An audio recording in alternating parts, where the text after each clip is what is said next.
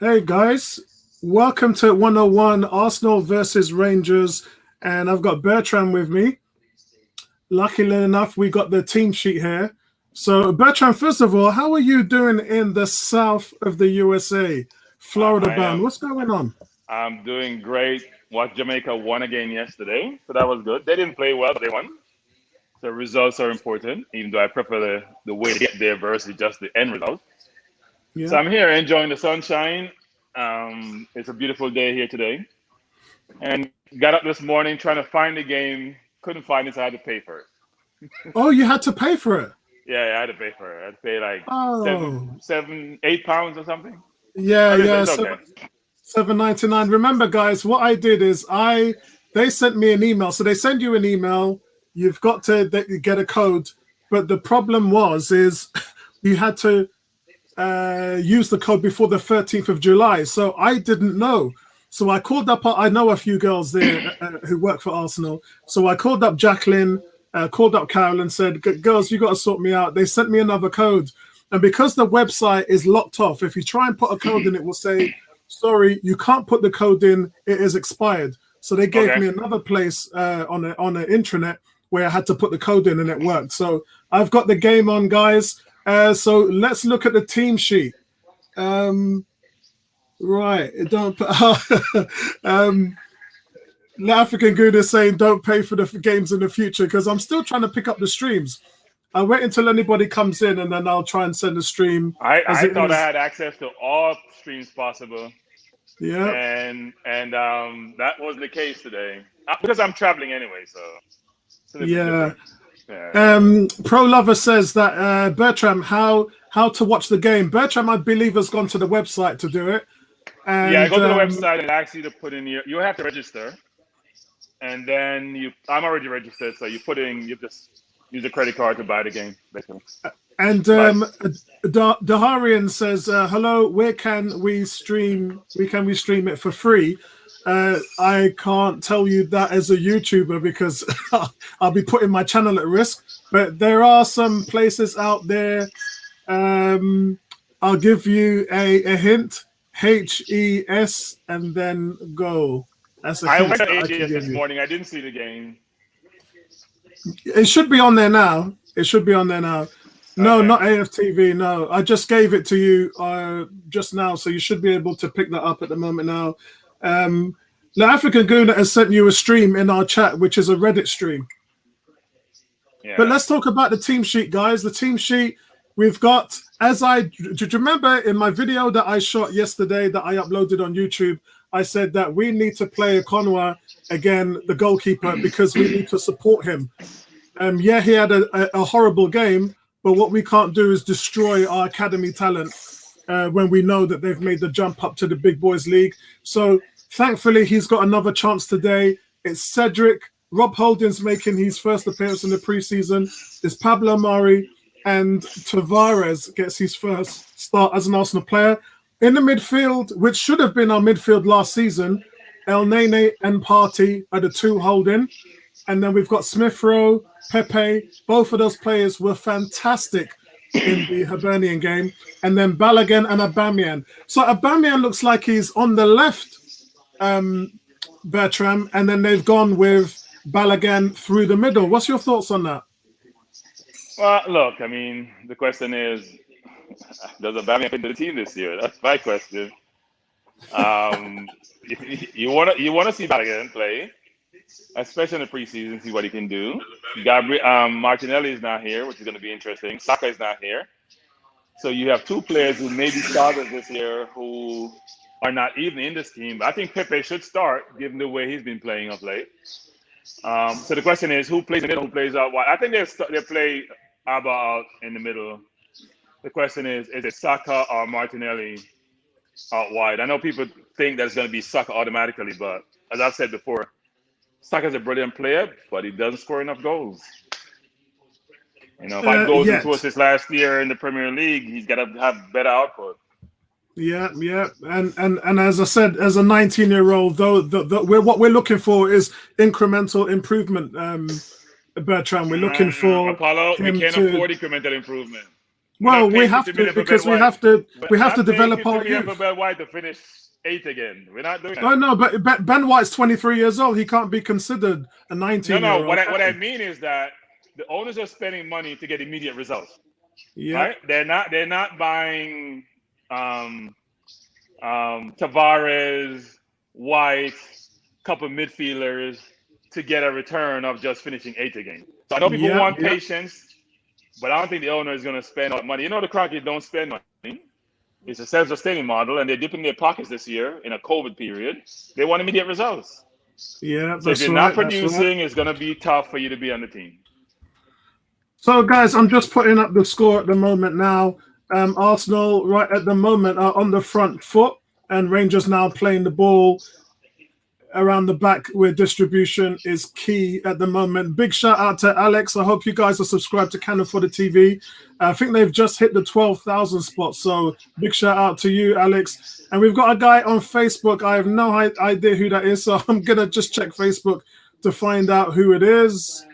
And I've got the game on the right here. So why am I not seeing the entire screen? Why am I seeing match summary? Is that how yours is showing? No, mine's is I'm actually seeing the game. No, I'm seeing I'm seeing the game, but it's showing me match summary as half the page because I'm watching it on the TV actually. I decided to watch it on the TV. It's showing me match summary half the page, and half the page is the game. Right, I've just scrolled down to see the summary, but on my main screen, so I've got to scroll down to get that information. So I've just got the game on as it is. It's annoying. It says, "Hey Apollo, Stan." That's James. So, it was me. Okay, so it was James. I just didn't see anybody signing the waiver. James, hope you're enjoying the coverage, man. And tell me, guys, what are you looking most forward to today? I gotta say, I'm not the biggest fan of the new kit, but it looks okay. Maybe I'll warm up to it. James, we're doing okay, man. How are you doing? I hope you're having a wonderful summer, and I hope you're looking forward to all the new signings that are coming through. Right now, Mikel Arteta looks on it, man. He looks on it after the dreadful start we had last week.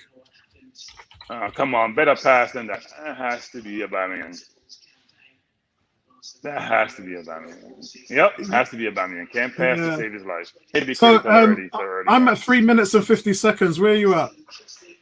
I'm at 4 minutes. Why is my feet quicker than yours? That doesn't make any sense. Yeah, no, I'm at 4 minutes and 5 seconds now. I lost my stream. I was trying to expand my stream and now I lost it. What the hell happened? Yeah, I do notice it's buffering quite a bit, but I can handle a little bit of buffering. What the hell is happening? I'm trying to. Oh no! What, have you lost it? I was trying to expand my screen, and it's because I'm trying to use a TV in this darn place, and it's not. I don't know what's happening here. This is not good. I was trying to expand it, and it's not. So if I watch on my iPad, I lose you, so that doesn't work. Oh, right, okay. I mean, the guys, Rangers are enjoying a little bit of a home spell in possession at the moment. They're playing it around in their half, and Tavarane tries a diagonal ball into the box for Arsenal on the right-hand side, but it's overhit and it bounces off the pitch for Arsenal goal kick. So don't worry, guys, if you haven't got the screen, we'll keep you up to date with what we're doing here. But it's a funny thing because, as I said, Arsenal are trying to raise some money, and for the first time, they're making it open for the fans around the world to watch these games. Whereas for the membership, for the memberships, red and silver and gold and platinum, you can see these streaming on Arsenal's website. Oh, so they get them. Oh, okay. We've got Tony joining us. Tony, how you doing, man? I'm good, buddy. Yeah. Are you able to get a stream, Tony? I think the African Guna just sent one in the chat. No, I've got my usual. It's on my IPTV as always, bro. Okay. I couldn't find it, Tony. I have a lot of those things too. I couldn't find it. Going by the commentary, the stream's coming via Rangers. Oh, right. So I get. Okay, so that makes sense. That makes sense. Good pressure and persistence from Balogun at the top there. Really closing down the rush, and that's what we like to see. It's always been said that we want the combination of a goal scorer like Aubameyang, a defensive player and work rate of Nketiah, the hold-up play of Lacazette. And if Balogun can be all three of those, then I think we got ourselves a striker. But we have yet to really see him play enough for us to really analyze him. But that, in a perfect world, is what I would be looking for. The goal-scoring, clinical finishing of Aubameyang, the defensive work rate of Nketiah and the fox in the box, and the hold-up play of Lacazette. If Balogun can give us, if he can even give us 2 out of 3 of those, then I'll be happy. But Arsenal attacking now, Pepe coming into the box, but he loses possession of the ball. So the last where are you, Apollo? Where are you, Apollo? What's your 7 minutes, 10 seconds. I'm at I'm a little bit ahead of you. 7:19, 7:20. That last chance where Balogun gets a chance to run at goal, I think he made a bad decision. He ran into traffic as opposed to finding a space where he could get a shot off or find the running player ahead of him. Yeah. So just things like that you look at, you go, poor decision making. We hope he can make better decisions going forward. I know you just said that we hope he's a combination of all the 3 strikers we've played over the last year. That would be the ideal, especially when you hear rumours like Tammy Abraham being linked with a move to Arsenal. Yeah, as far as I'm concerned, no to Tammy because we've got Balogun. So, and if Balogun plays, I would expect him to get double-digit figures. I mean, Tammy Abrahams at one point couldn't stop scoring. Didn't he have like 13 goals in 19 appearances? We don't want any more what lefts. We're not into buying people's what left. We're not buying people we're trying to get rid of. Yeah. Sorry. Yeah. I mean, we want talent that we believe are going to be exceptional talent. That's what we're competing against. That's what we need to do. Yeah, I mean, I'm not a fan of Abraham. And look, they replaced him with Giroud, who we had as an Arsenal reject, and he wasn't really a reject. And then they went out and bought Timo Werner, who hasn't really. Oh no! You cannot believe that. You guys gonna see this? Wow, you're in form, Aubameyang. You'll see this. It's hard to do. Bertram, talk to us, man. Everybody's waiting for you. No, I don't want to kill it for you too. You're gonna see it. You're gonna play when you get it. Okay, I'm at 9 minutes. So how far ahead are you? Yeah, I'm 30 seconds ahead of you. Yeah. I missed it. I just got it. That's a good chance. So a long ball coming over on the left-hand side. It was a lack of control there and Aubameyang's just pinched the ball and blown it over the bar. Okay, so Bertram, I got one word for you: preseason. I got one word. I got one word for you. Last season. 2 words for you. Last season. So what was that word, Bertram? 2 words. Last season. Okay. It's a continuation of last season. It's not preseason. Oh, I thought you meant actually as in this would be his last season. No. It's a continuation of the last season. No, but actually, I do actually want to say right now, I think this should be seen as Aubameyang's last season. It may be. Look, it all depends on how he plays, have right? any intentions of doing anything, they have to look at this and say, we by next season have got to have found a replacement for Aubameyang. Oh yeah. Yeah, the most we can hope for from Aubameyang is that he scores you 20 goals, and that's about it. He is not going to create anything. He's not going to be a good hold-up man. He's not going to be a good link-up man. So the best is that he gets 20 goals next season, and we can say, thank you very much for your service. Your 300 grand a week contract will now be finished because somebody else will be willing to take on board that, and we can move on with a new striker.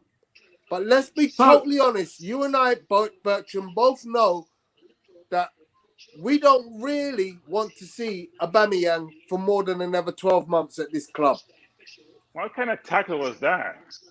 Yeah, hopefully he'll go to China or he'll go to the US.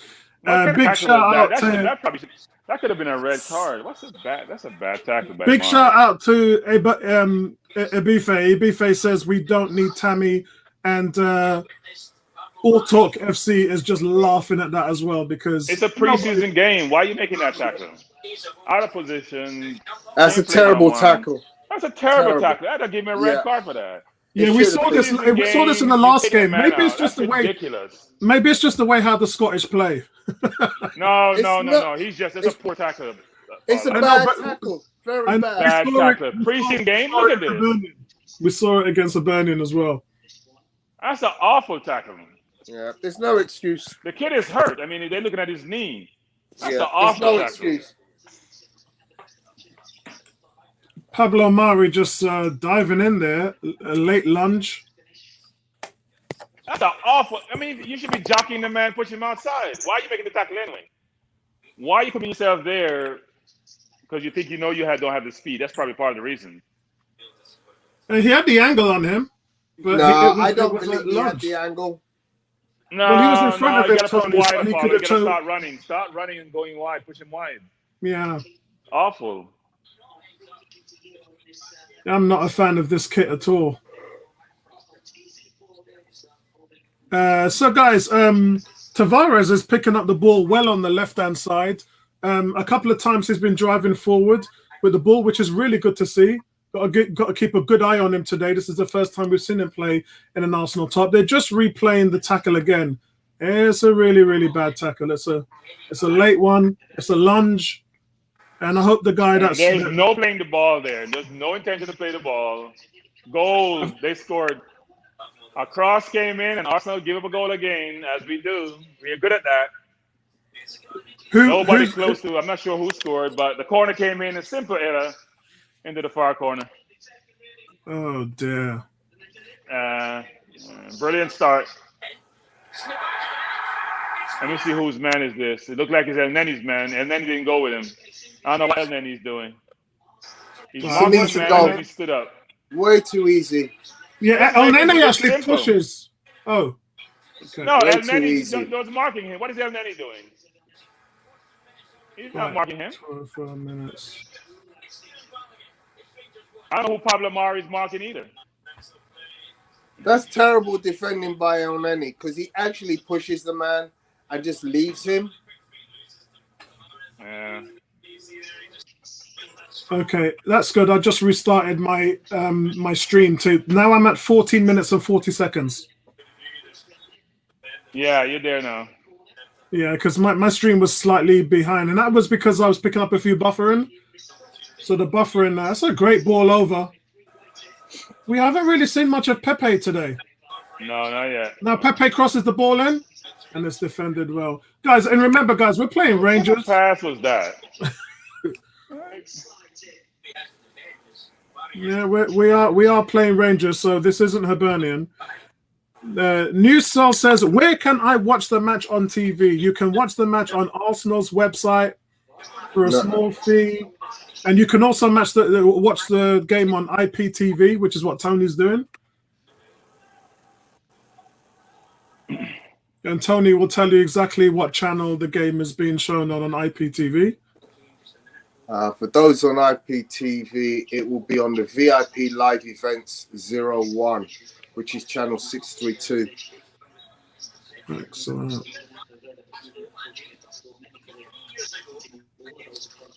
So, guys, the goal scorer is Balogun, but it's Leo Balogun.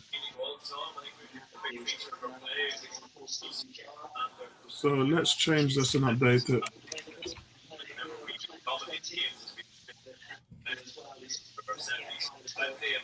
So far, not a good start to our pre-season campaign, going a goal down early. These are early goals we're letting in, by the way.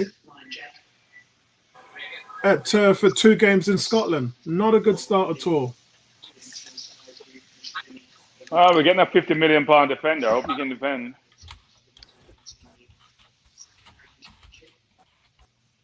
Oh, yeah.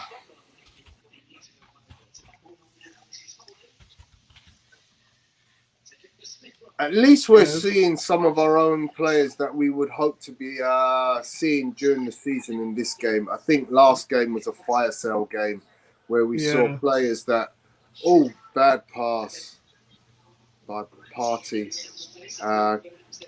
Gave Rob Holding a short pass, which... oh, you're way behind, Tony. Yeah, I know, but I had to mention it. I'm on 17 minutes. Come on, Balogun. You got to do a better job of holding the ball up. You're not impressive. So the one thing, as I did mention this before, but the one thing that I thought we were going to see was the Pepe and Smith Rowe level of excellence that we saw against Hibernian, and they just haven't got into the game at the moment. Good tackle. That's better. Oh.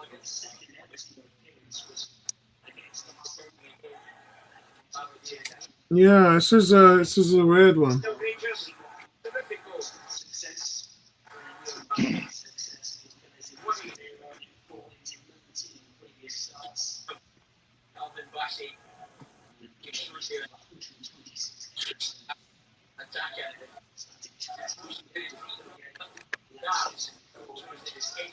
Rangers playing the ball around though.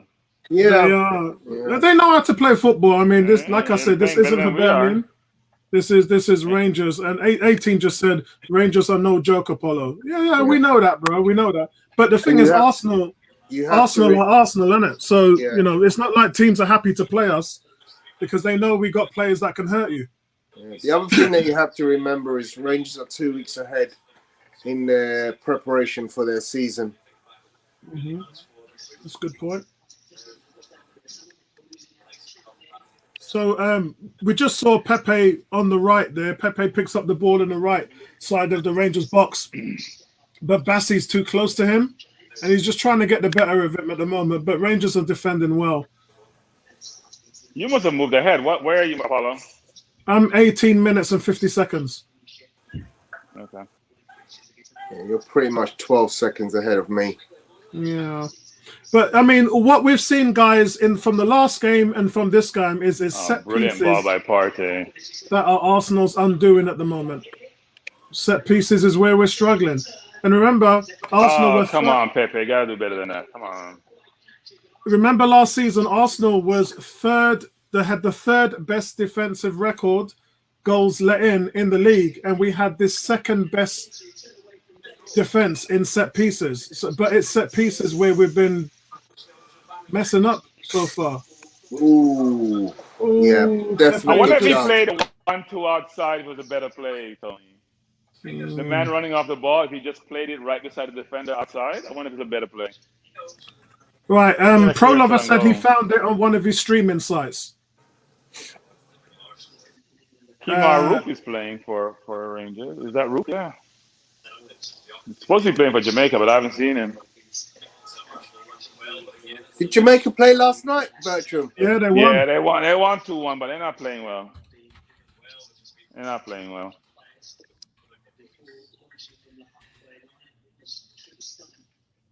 I believe they were playing Guadeloupe. Yeah, Guadeloupe, yeah. The goalkeeper is brilliant, though. I'm not sure why he's not keeping in the Premier League. Seriously. He's a brilliant stop shopper. I had a conversation with Marcus Gale on Wednesday. Okay. Very interesting. Basically, he was alluding to tackling issues of racism in football. But one of the things that he mentioned was the situation where players are taking their opportunities to play for the countries of their parents or grandparents' origin. I was just about to mention Hudson-Odoi. Exactly. Which is on my Facebook wall. So we talked at length about that, and actually he was in favor of the Caribbean doing what we do in the Caribbean with cricket. Because you think about it, in the Olympic Games, Great Britain plays as Great Britain.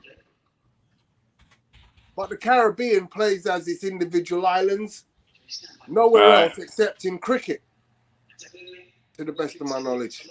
Yeah, it will never happen. And he was saying, if you were to, I think it was at the suggestion of the Prime Minister of Barbados, that if you were to combine the Caribbean islands for a football team, they'd instantly become a World Cup contender. I don't agree with him. I don't agree with him. With the right players, if they get all the English-born players, yes, to play, like, players from St. Vincent or in England, or, if you have players, and listen, what's the Caribbean? It does include Haiti, does it include Dominican Republic, does it include Cuba? I mean, is it English-speaking Caribbean? Because cricket is only English-speaking Caribbean, right? It's not the entire Caribbean. So that's right. And even then, they don't have the facilities domestically to produce the quality players they see like in the UK. Right foot. Unlucky. And Marcus actually alluded to the fact that during his time, Tavares is off the mark. Wow. Over the top, defender miscontrol. Tavares controlled and put in the right corner, showing Aubameyang how to score a goal. Wow, and that's your new signing. Yeah, that's your new sign. You can see there, ball coming over the top. Tavares picks on it because it's a poor touch from the Rangers defender, and he slips it in. Cannon style against Chelsea, right from the corner. Fantastic goal. Actually, the commentator thinks a handball. I don't think it was a handball, actually. I think his hands were up, but I don't think it was a handball. No, yeah, it's a poor... Actually, you know what? It wasn't a poor touch from the Rangers defender. It was actually Tavares. Yeah. Tavares got there in front and nicked it off him. We rarely see goals from right backs and left backs for Arsenal. Kieran Tierney, he had a couple. Bellerin has got a really poor scoring record. Neomis, I don't know where Neomis is. I thought he was joining us today. He says it's a brilliant goal from Tavares. He earned that one, and it was a nice, cool finish from Tavares. Just what we want to see. Well, the thing about the goal is that he says in the commentary that he's made before that he had a very powerful right foot, even though he's a left footer. And he scored with his right foot there, and he looked pretty comfortable scoring his right foot. He's not just most left footers walk on their right foot. They can't use it. He looked pretty comfortable shooting with his right foot. So that was a very comfortable finish. Maybe Tierney has some competition. We'll see. That would be great. That's what you want. Nope. And then in a 3-man back line, you could play him nope. as a wing. Nope. We'll see. Like Apollo. Nope. That's what they said about Lou Gehrig when he was playing for the Yankees. And what was it? He played like 1,000 games straight after replacing the man who was a fixture in the team. Yeah, you two probably aren't aware, but he played 30% of his games last season at right back and 70% of his games so at you think he's going to be right back this year? I'm telling you, he can play both. I don't know where he's going to play. We brought him in as a backup left back, but I'm saying he can play right back. That's a good shout there, Apollo, because I also was about to allude to that very same point. Mm-hmm. Because I do believe he is a good option on both flanks.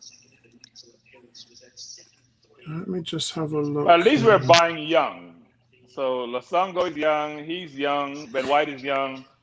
At least we're building young, and it may be building with quality. Not the Cedrics of the world and all these people we talked about who are getting 4-year contract, undeserved, frankly.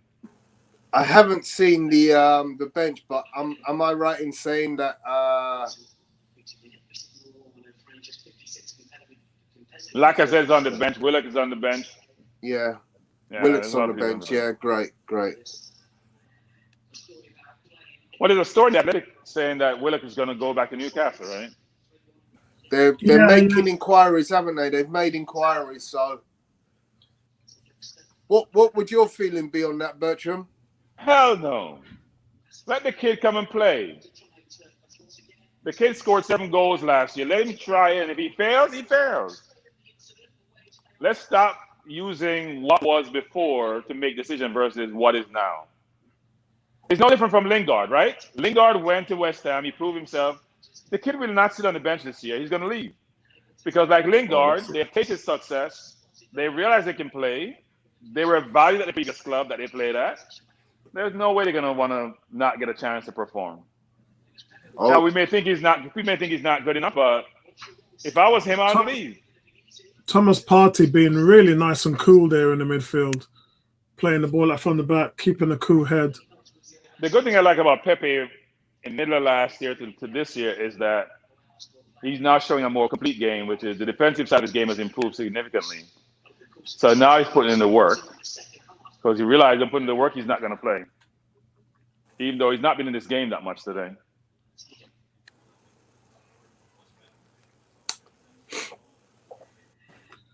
Remember you guys were talking about swapping countries. Do you know who a girl called Fiona May is? Do you know who Fiona May is? I've heard the name. I've heard the name. Fiona May is you guys know I used to run for Shaftesbury. Fiona May was a British long jumper who That's right. allegiances and went to perform for Italy. You both know who Benefobi is. Yeah. So Benefobi played for England and then changed nationality and went to Congo. People are doing it. Yeah.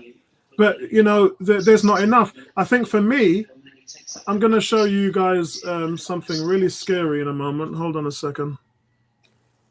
I mean, just while you're loading that up, Apollo, you know, the point Marcus Gale was saying in relation to players doing that is quite often some players are getting 1 and 2 caps for England and that's it.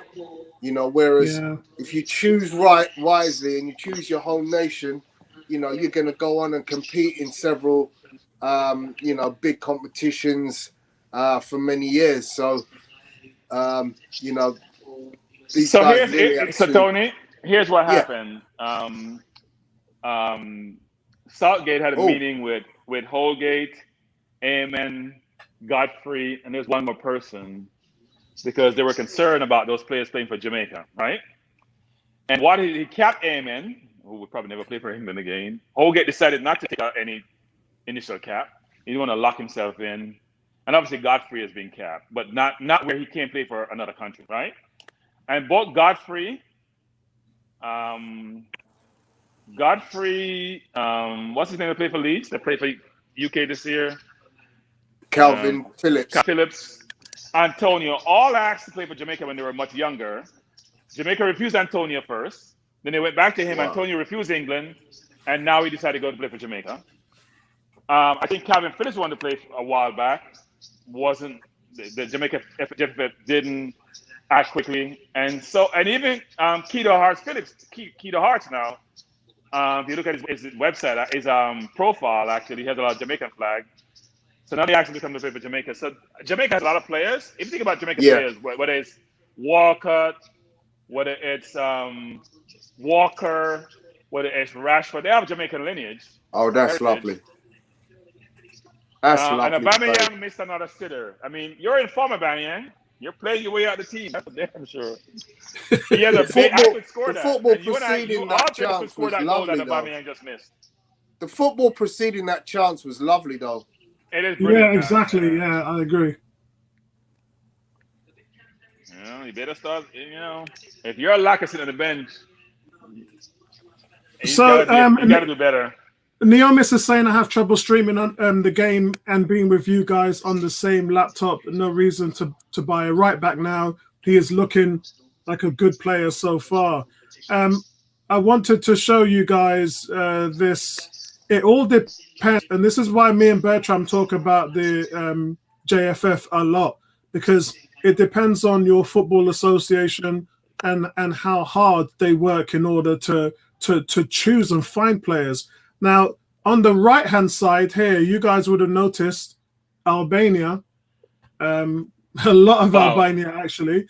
So this is a job that Albania have done in bringing players over to play for the national team. And you can see Belgium, Germany, Italy, Kosovo, Switzerland, Sweden, Croatia. Apollo, you got to send me that, Apollo. You got to send me that. I got to pressure the JFF. You got to send me that. Okay. They're playing with themselves. Seriously. All right. I'll send it on the intern. I'll send it on the Yeah, send me internal that. chat. I'm Yeah. gonna put it on that stream tonight that I go on. I'm gonna put it on that stream tonight.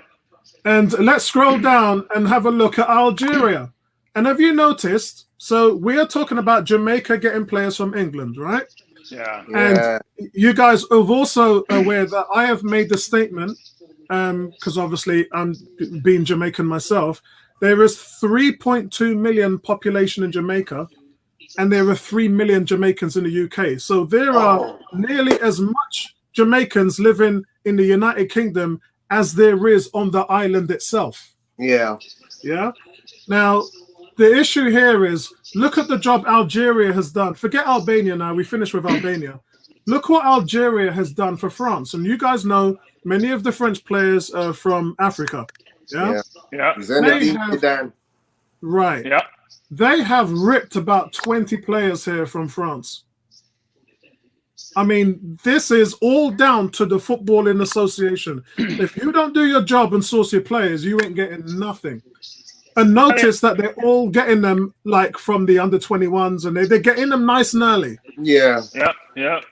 Well, what happens is, I mean, Zaha was probably one of the better players who made that decision, right? Because he didn't get to the England side. Yeah. Oh, that's a brilliant save by the keeper. Good run, Balogun. So can you not see this name here at the bottom? You probably won't be able to see it. Emi Buendia. Emi Buendia. Yeah, you can see on the it. 19 playing for Argentina, yeah. Yeah. Look, at the end of the day, guys, let me turn it off now. At the end of you guys have got the link for that on the internal thing. What I'm trying to say is it's down to the Footballing Association to go out there and source players. It's as simple as that. If you're lazy and you don't want to put the work in, you now go find a thing. So here's what's happening. There's a conflict in Jamaica between they're believing they source foreign players. It's at the expense. Balogun. Oh, sorry, Balogun nearly gave us the lead. Almost scored. It's at the expense of local players. That's a replay from earlier. Yeah.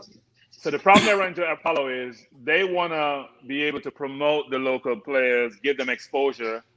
They believe they need the national team to do so. So they're saying if they bring in a lot of players who are not born in Jamaica, it's at the expense of the local players. And my view is I don't want to win. I don't care about what you're trying to do. Figure it out. If your players can't compete, then they shouldn't be part of the national team. Yeah. If they can't compete, then you got to get them to the level where they can compete. And that's the argument they're having that they're struggling with. Because we're behind the African nations, you know, Cameroon, Nigeria, and Ghana. Of course. I mean, Iwobi plays for Nigeria. Zaha plays for Ivory Coast.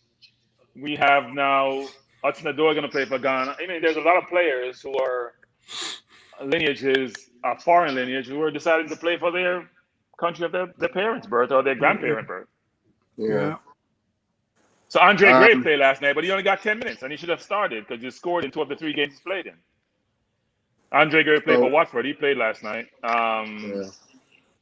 Reed played. De Cordova Reed, who plays for Fulham, played, but he contracted COVID, so.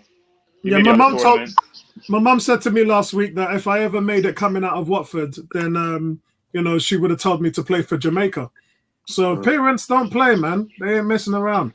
You go and ask your mum if you made it, which team would you rather play for, England or your motherland? Yeah, but I think with all this stuff happening in England, I mean, I don't know. It's a deterrent to play for England. True. People don't appreciate you when you produce. If you don't produce the way they want you to, even when you do, they still are very negative and bring up race and all that nonsense. So, Stylistic says if Balogun works out, he could actually play for the US. Yeah, he's one of the players the US is trying to pursue. So the US has done a good job of pursuing. They're tracking for 2-3 years, you know. Yeah. They've always done that. From Valencia for 2 years. Yeah, they've always done well at identifying their players. And I think Bertrand, you made a good point in relation to the makeup of the association, because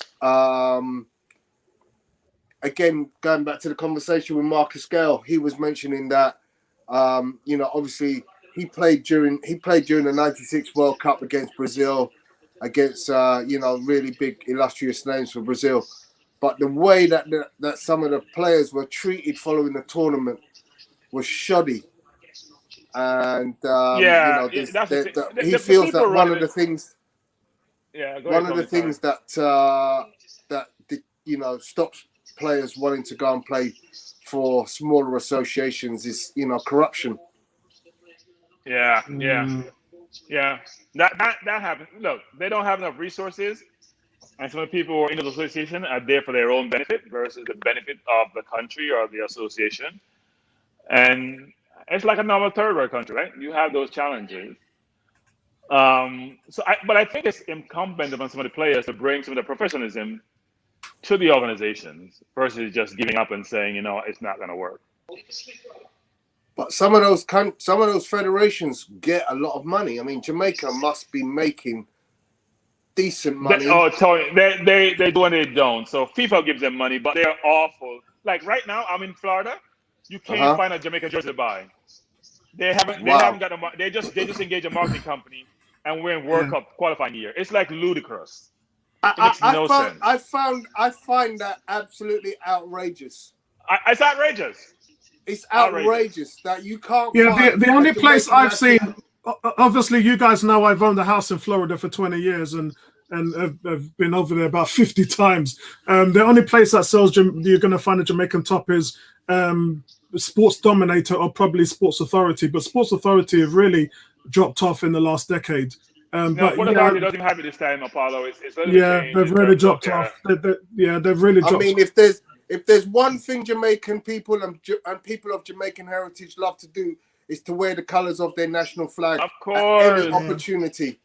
Tony, there's more people outside Jamaica that lives in Jamaica with Jamaican heritage, right? Yeah. And the diaspora is not poor. It's not a poor diaspora either. It's not poor.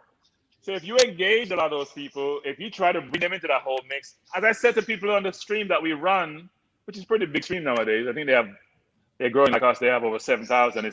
He's gone from 5,000 to 7,000 in 2 months. Wow. No, he's growing exponentially, and he just started stream last year. By the way, he started last year summer, but he does both athletics and I guess it's because there's nobody really out there doing it. I've looked at they have a ton of YouTube. No, I follow. I was amazed. So I just started going to the stream a couple of months ago. They have a bunch of bloggers who are Jamaican. I didn't know that they do this actually. I'm very surprised. I saw about 3 or 4 good ones, but they probably have maybe 8 or 9 that I know of. Yeah, none like the ones, not like the coach's desk, by the way. No. Coach's desk is different. He's actually a coach, right? He coaches high school football and track and field in Jamaica. Yeah. Very credible and very have access to a lot of people actually. So he's just very credible. He brings on. He had a technical director of the JFF on more recently, who I had a difficult time with, because I was telling him they're doing a poor job of how they're promoting their product, frankly. So, guys, very, very difficult half at the moment for Arsenal. Rangers were forced to make a change because Jermaine Defoe, yes, that Jermaine Defoe, who's 38 years old, fell to his hands and knees, fell to the ground, and his day is done. He was replaced by Scott Wright and Stephen Gerrard's men, really. I think he signed from Aberdeen. I think this guy, they just signed from Aberdeen. But I wanted to also point out that Balogun Charles. No, you gotta see it. No, you gotta see this. Yeah, I see it. That's unbelievable. What is Aubameyang doing? That's unbelievable. That is unbelievable. Oh God, guys, Smith Rowe gets into the box, has a go. Goalkeeper looks like he makes a save. Yeah, goalkeeper gets a save on it. It falls to Aubameyang, and he has a defender standing in front of him. All he's got to do is place the ball at the side of the defender. Aubameyang hits it straight at the defense. I'm standing 4 foot in front of you, and all I got to do is knock it to your left. I don't think he could have. I don't think he had much of a target on the right. Or literally just chip it like 2 feet off the ground. Probably, but he couldn't have put it to the right because he didn't have a lot of space there. On the left, loads of space, and instead he hits it directly at the goalkeeper. Good to see, though. This is the second time we've seen a cross come in against Arsenal, and the young Akanawa goalkeeper, the 18-year-old Arsenal, has collected it.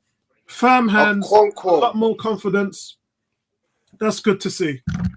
So you know what, Apollo? It's easier to score than to miss that goal. Oh, God. It's easier to score than to miss. I mean, it's hard to miss that We're goal. talking about Aubameyang here. Yeah. Yeah. We are. That's 3 sitters, by the way. I mean, you kind of go, on one breath you say, well, here's the place you want to make. You want to make those misses in pre-season because of course. you know we don't want them to happen during the season. But at the same time, you do want him to get off the mark and start getting a feel for, you know, scoring on a regular basis. Oh God, should Arteta have picked up the phone and called Sergio Aguero? Yes or no? No. We don't want any old people. No more old people. It's a definite no for me. No more old people making 200,000 a year now. Yeah, I would have looked at a 1-year deal. And on he's that injury prone too. He hasn't finished a OC in about 3-4 years. I know. No. That's some real. I tell you what, I'm quite liking the build-up play at Arsenal. Yeah. Because we're moving the ball nicely across the pitch, forward and backwards. You know, everybody's getting good, comfortable touches on the ball. You know, I like the one-touch play. Pepe's working hard on the defensive level, man. Listen, this is the third time I've seen Pepe lose a ball and then go back and fight for it and win it back. No, like I said before, at the outset, his defensive game has improved significantly. That's I think in France he was a star, so he didn't have to play defense. I think a different game in the Premier League. I mean, so guys, how has Aubameyang not scored? Smith Rowe drives into the box. On the left-hand side, sends a low effort towards goal. McGregor, the goalkeeper, can only divert it into the path of danger. And like Bertram said, it's easier to miss than score in that situation. Wow. It's preseason, guys. Cheer up. I got to pick up a funny one. When I first saw Rob Holding today, I thought, hang on a second, how's Senderos playing this game? Yep. Yeah, that is a Senderos look. I literally had to look twice. I'm like, hang on, what? I'm sure we saw Senderos about 8 years ago. What has he done to his hair? Oh, Pepe, that's pretty. That is that's pretty good. I like the way Thomas Partey is just feeding. We've got two competent holding midfielders there. Pepe, man. Look, you know, Pepe's going to be the danger man this year. Don't care what anybody I agree says. with that one. I think Pepe, if he stays healthy and not injured, he should have a good season. Neomis has just said exactly what I was talking about. The build-up play is good because El Nene and Partey in the midfield. Should have been our midfield last season. Didn't happen. And right now, things are happening like that, Tony, is because we got a competent midfield. We need legs where Elneny is. Elneny's a good player, but we need legs. We need more legs. I tell you what, that kid Bassi for Rangers is a tank. You see the muscles on the guy. He's like a Tory type. I mean, he wouldn't go on missing in a front line in an American football game. Yeah. I thought you was going to say UFC there for a moment, but I'm with you either way, man. I'm with you either way. And the hairstyle just adds to it, doesn't it? Yeah. All right, Partey. You know, we know you hit on the board. Let Pepe take that kick. That's a Pepe kick. Pepe can curl this right into the right corner. It's Thomas Partey and it just slightly over. I think Pepe want to take it. I think Partey. I think Partey stood in front of him and said, "Where?" I think Pepe wanted it. Where? Move yourself. Partey just said, "Thing where?" Yeah, it's a go movement. Partey just said, "Move yourself." Yeah, man. Partey wants to score. That's what it is. He does. He needs to. He needs to score a couple of goals to build his confidence. Yeah, I heard his dad on Instagram the other day talking about he wants his son to get his first goal. Oh, nice, O'Connor, nice. So we're just minutes away from half time, guys. It was just minutes away. I don't think Arsenal have played badly, but look at that! Need more fluidity. Did you guys just see a quote code there? Did you see him? Yeah, and he passed it too. Not only headed it, he passed it. He got the cobwebs out. It's halftime. I'm gonna take a break. I'll be back. That's good. That's good for him. It is. I'm gonna take a break. I'll be back. All right, mate. I'll see you soon. So it's halftime, guys. The whistle's just gone, and Arsenal actually, the new boy Tavares is off the mark with a really fantastic goal. And I say fantastic goal because it's one of those that you make out of nothing. You rush, you intercept the ball, you win the ball, and coming out of that, he was able to get the ball on the left-hand side and curl it up across the right-hand side of the post where the goalkeeper couldn't get a hand to it. Arsenal, though, still letting goals in from set pieces, which was a position of strength last season. So I wouldn't really worry too much about it. Those are coachable issues. So I have to think that things like that will be ironed out in training. They will no doubt work on those things on the training field. So be good to find out what you guys' thoughts are on the first half as well. But in my opinion, I thought it was okay. We're going to see some new faces in the second half and then see how they can be integrated into the team. But so far, I mean, it's been a decent game against decent opposition as well. We also have to remember who Rangers are. But I think some bright spots today is Smith Rowe and Pepe again looking sharp.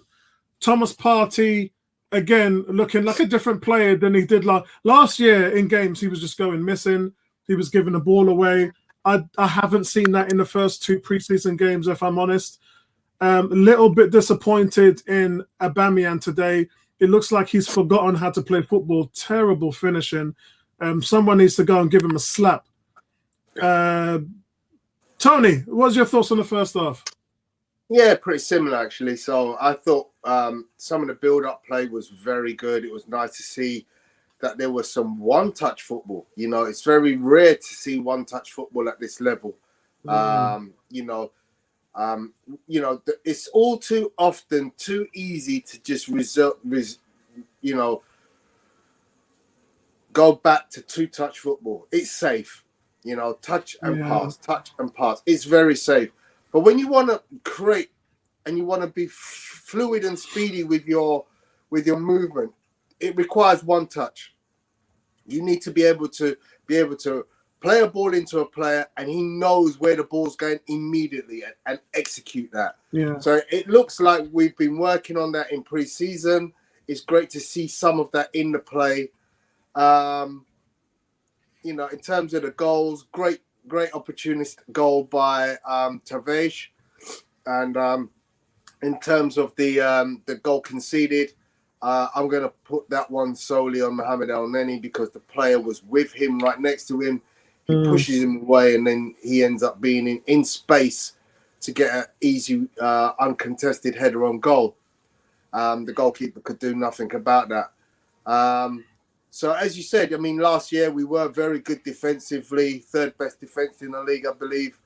And second in set pieces. Okay, so I believe we can improve on that. We must improve on that. Ben White. Yeah, absolutely. Yeah. So really, I think that the difference makers will be up top where we weren't able to finish. Lots of opportunities. We weren't as creative as we needed to be. So the priority right now has got to be bringing in a creator because we've obviously lost Odegaard. And that puts so much pressure on the likes of Smith Rowe and Thomas Partey to be those creators. So, we are desperate to see a creative footballer brought in the summer. Especially when you consider that we've addressed left back, right back, we've addressed centre back by the looks of things. Obviously, a goalkeeper is required. I do like the kid Okonkwo, but it is too early in his development to, in my eyes, to be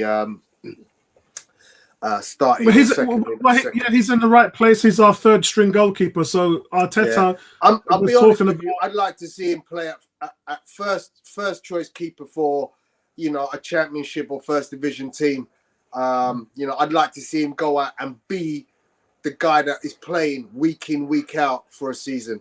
He's young enough. He's a big dude, Yeah, he is. He's massive. Yeah, I think he's 6'5". I saw him bigger than Bert Neno. So yeah, I saw him standing next to Martinez. Martinez is 6'4", and I saw him standing. I had a picture I put on one of my videos in the week on the channel, and you see him towering over Martinez. I believe he's 6'5.5", so he's just under 6'6". Michael Jordan.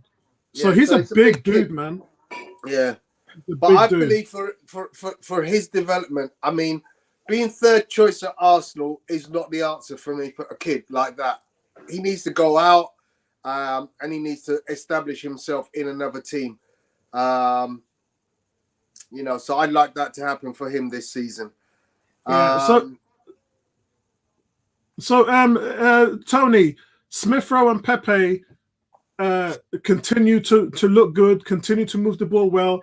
They did it last week against Hibernian, and those were the two. Yeah, let's sort of think about the latter half of the season when Arsenal had the second best record of 2021. Those were the two players who were in the best of forms in the whole team, coming off the back of last year, and they've continued that form by looking good again today. Well, what's your thoughts on both of them, Smith Rowe, Pepe?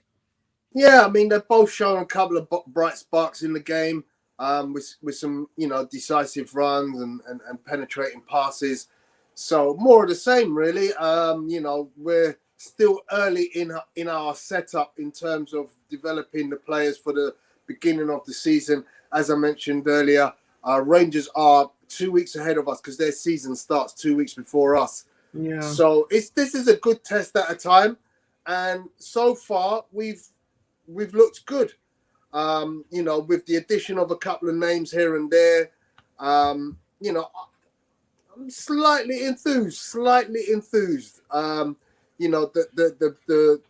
game changer for me will be the playmaker. Whoever they bring in to become a playmaker, to work with Smith Rowe, not instead of Smith Rowe, will be the key. I still want to see Arsenal do a lot more in the getting rid of players situation. And for me, this is the absurdity of Arsenal. We see players going out on loan. Yeah? Two things strike me. If you're going to go and send a player on loan, could you not have used William Saliba as a bargaining chip with Brighton? Well, I said that a month ago in one of my videos. I don't get it. If you're going to get Ben White, I'm happy to get Ben White. Good player. Yeah. Thank you very much. I spoke to 50 million when you got players who I did say that. Money for. I spoke to Colin. I spoke to one of my sources in the London Coney, and all of this really has come from William Saliba. It was his choice to go back on loan. It was his choice not to be involved in our preseason, and it was his choice of which team he was going to go to. So, I think the conversation between Edu and Saliba's agent didn't go well. We know it didn't go on as long as we thought it was going to go on. It was I believe it was 15 minutes, and it was really like, this is what our player wants, and this is what in other words, he didn't want anything to do with us. He just wanted to go out, and I think Mikel Arteta had to it wasn't Arteta actually, it was Edu, when he was asked about it in an interview. Edu had to put a positive spin on it and say, well, look, he can develop for another year, and hopefully he can come back here next year and be a part of that's Edu's spin. The reality of it is I don't believe, and I've said this for a long time, because of what I've heard from inside London Coney, I don't think the player wants to be here. I don't think he likes Arteta. £27 million. And yet we bought in the same season, or maybe the season later, Omar Rekic, who is the same age. Well, yeah. And is a centre-back at Arsenal and played last 3 days ago against Hibernian. Well, Gabriel cost him. Gabriel cost the same. The kid is 20 years old. Yeah. He's still very young. He looks so promising. The ceiling is so high. Yeah. And for you to not manage that properly, and for us to be seeing his capability here, in an Arsenal shirt, in pre-season, getting integrated with players, playing some games, here and there, it's just... And that's the thing. I think when you burn bridges, I support Arteta. I've been supporting him from day one, and I'm the first person to try and defend what he's doing. But he's made a lot of mistakes, And Terrible you got to ones. call him out for his man management. I think his man manager has been awful because you can't have players who don't want anything to do with the club anymore. You can't have a Torreira, you can't have a Saliba, you can't have a Guendouzi, you can't have a Maitland-Niles. Joe Willock wasn't injured. When Joe Willock was asked to report to camp, his agent said, "Oh no, he's going to be doing camp. He wants to do camp with Newcastle.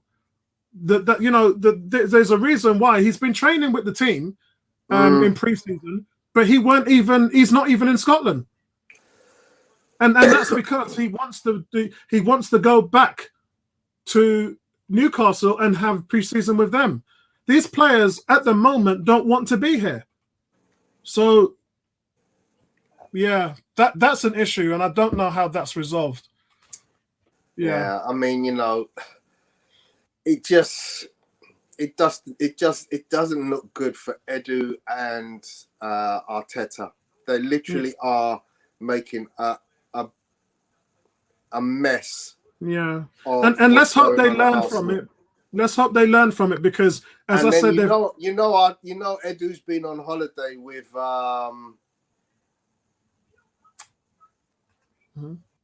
what's his name? And let me read that comment. Did you hear?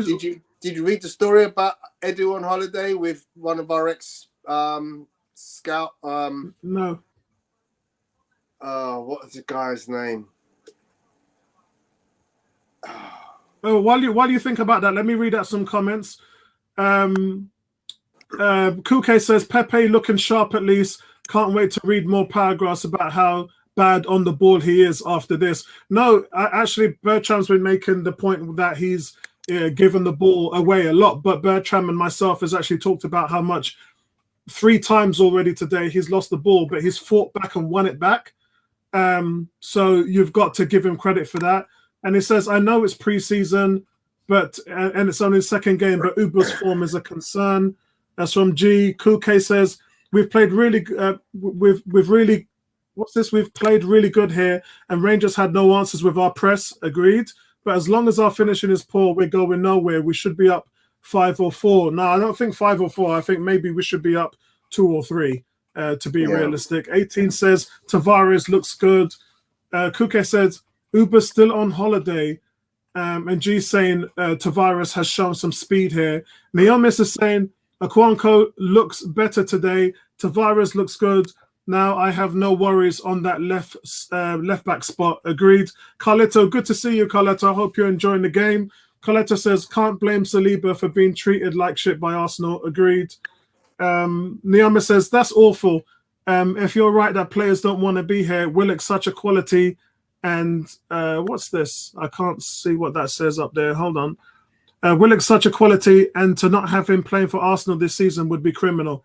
Yeah, I agree. Oh, that's Raul Sanelli. That's Raul Sanelli, yeah. So Edu's on holiday with Raul Sanelli. And Kai, the agent. kind of go, well, what the hell is going on? Well, Kai and Sanelli were the ones that were found out to be fudging the Pepe deal. So I think that's the reason why he's not here. Because what is Edu doing on holiday with that guy? I mean, it just looks awful. Yeah, it just looks awful because we know Sanlehi was taking brown paper envelopes, and you just look and think, well, what's happening now? What is happening? Are we about to just be turned over a barrel for another player, where we're gonna pay some stupid money for a player whose value is way overflated, and somebody else is going to get a brown bag? Yeah. I agree. More comments. G saying, at least we're creating chances, which is the main problem that we had last season. Smith Rowe has been really good. He has been, mate. Yeah, he really has been. And so we got the second half coming up, guys. New boy Nuno Tavares has been the standout man in the first half, along with Pepe and Smith Rowe. 6.8 million arrival from Benfica has looked dangerous when moving forward. He's defended well against Tavares, against Tavernier. There's Tavares and Tavernier, and there was 2 Ballagans on the field in the first half as well. Oh, God. He loves bombing forward. And listen, the goal for his performance was well deserved. It's early days yet, guys, but the 6.8 million signing looks like a bargain. We're back now. Second half is about to start, which means I'm going to restart my stream. So what's happening on the Arsenal website, guys, is the stream is happening, but there is constant buffering, and this buffering is moving your minutes back. So I find that I'm having to press reload on the website every 5 minutes or so just to make sure that I don't fall back too far because of buffering. So players are out on the field. Let's try and see what changes have been made. I mean, I'm sure there's going to be a bag load of changes, but let's just hear and wait for confirmation of those changes.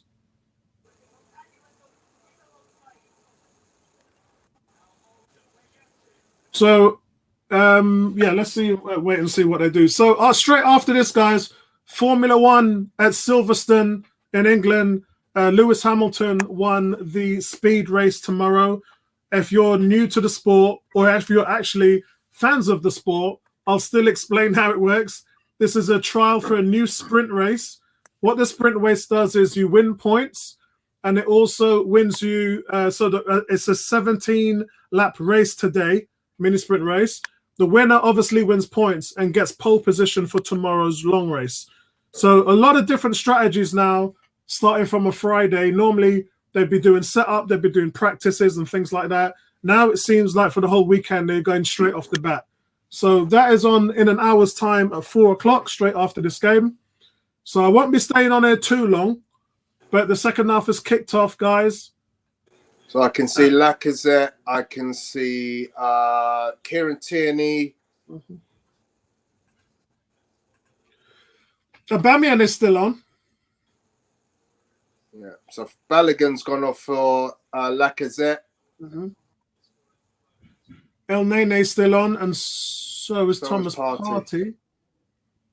Yeah, so it looks like just Tierney. Who's at the back? Somebody. The goalkeeper's been changed. Callum Chambers.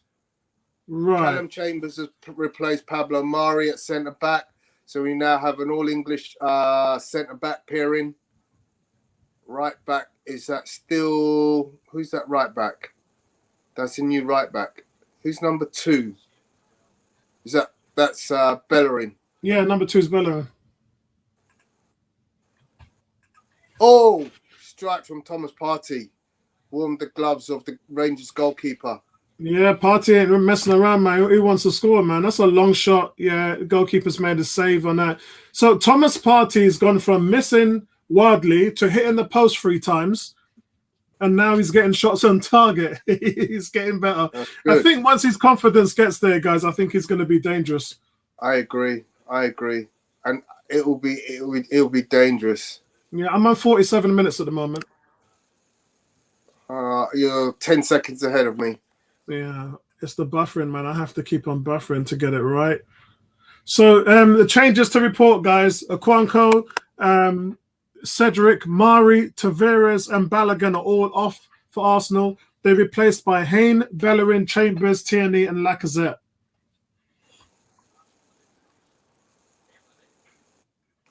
Arsenal still look at that. lovely touch really well. Lovely touch by Lacazette there.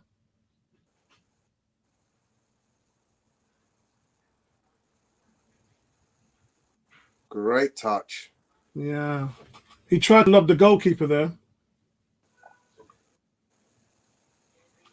D, what's going on, D? D said, what on earth has happened to Uber? He looks shot to bits. I think the hair loss is playing on his mind. Lacazette! Oh, that's a great save from the goalkeeper. Smith Rowe breaking through to the back line.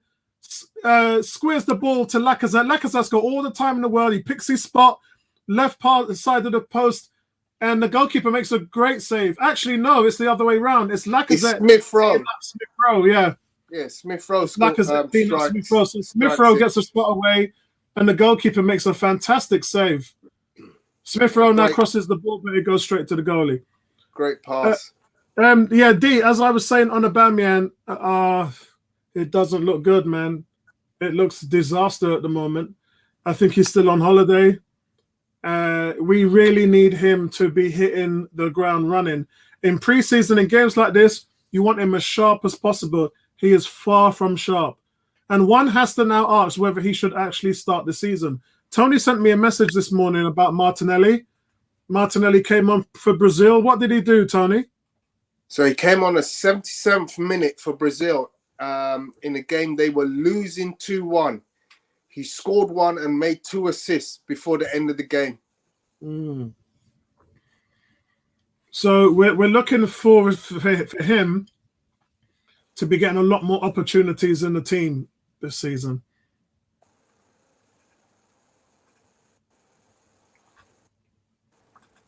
A lot more opportunities.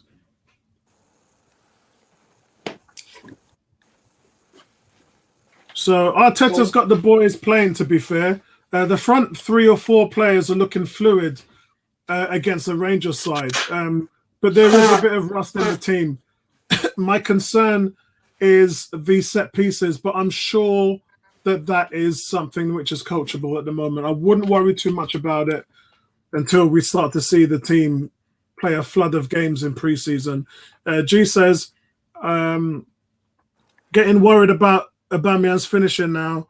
Honestly, that was a hat trick of really good chances he missed. Hate to call them sitters, but they were pretty close to it. Yeah, I agree. I'm not going to try and butter it up and hide it, man. He hasn't played well. And last week he was completely anonymous. Last week we were talking about how well the players were playing. The one name we didn't bring up last week was Aubameyang.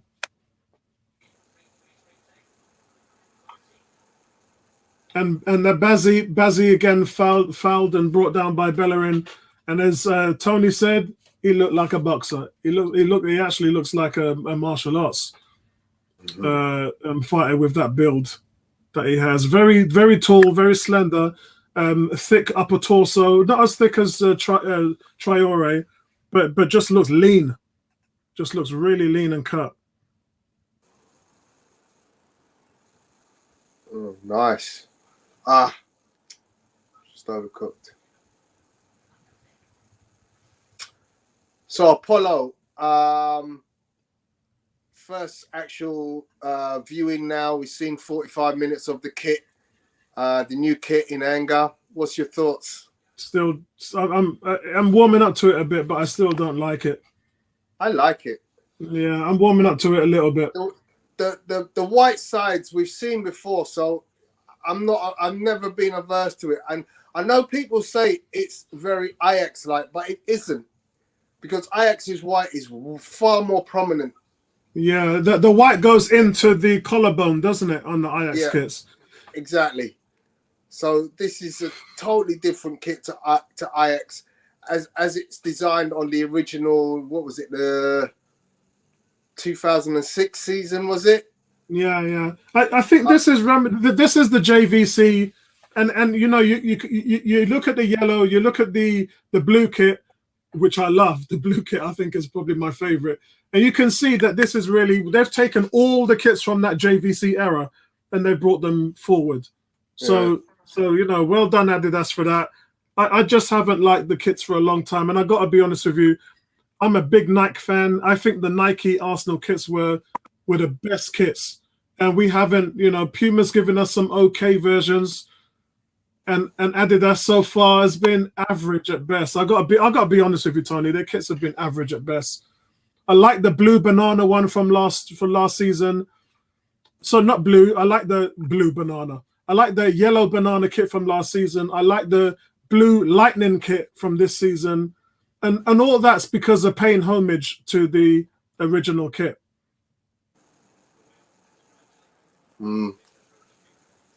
I am not, unfortunately, a lover of that blue kit, but I know a lot of people who are like yourself, very much in love with that blue kit. But yeah, no, I mean, it's funny because at school this week, I was talking to the kids about how red has historically been, I think, the most successful color for any sporting organization.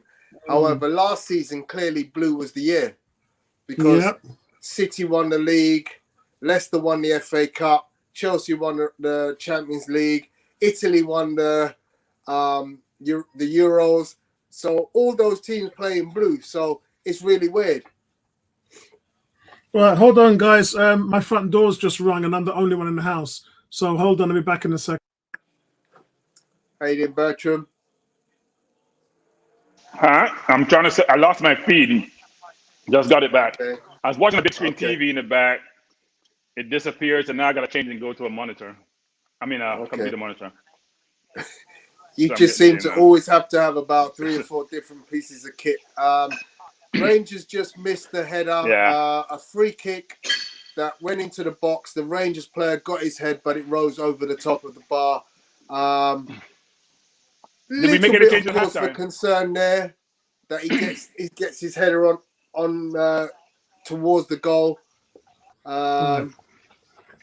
Okay. Just want to be a little bit more dominant in defending those set pieces. But still, as I alluded, we are still playing decent football. Wow, what a miss by Laka. That's the second game in a row he has missed a kick in the side of the box. He control the ball and put the ball in the net, please.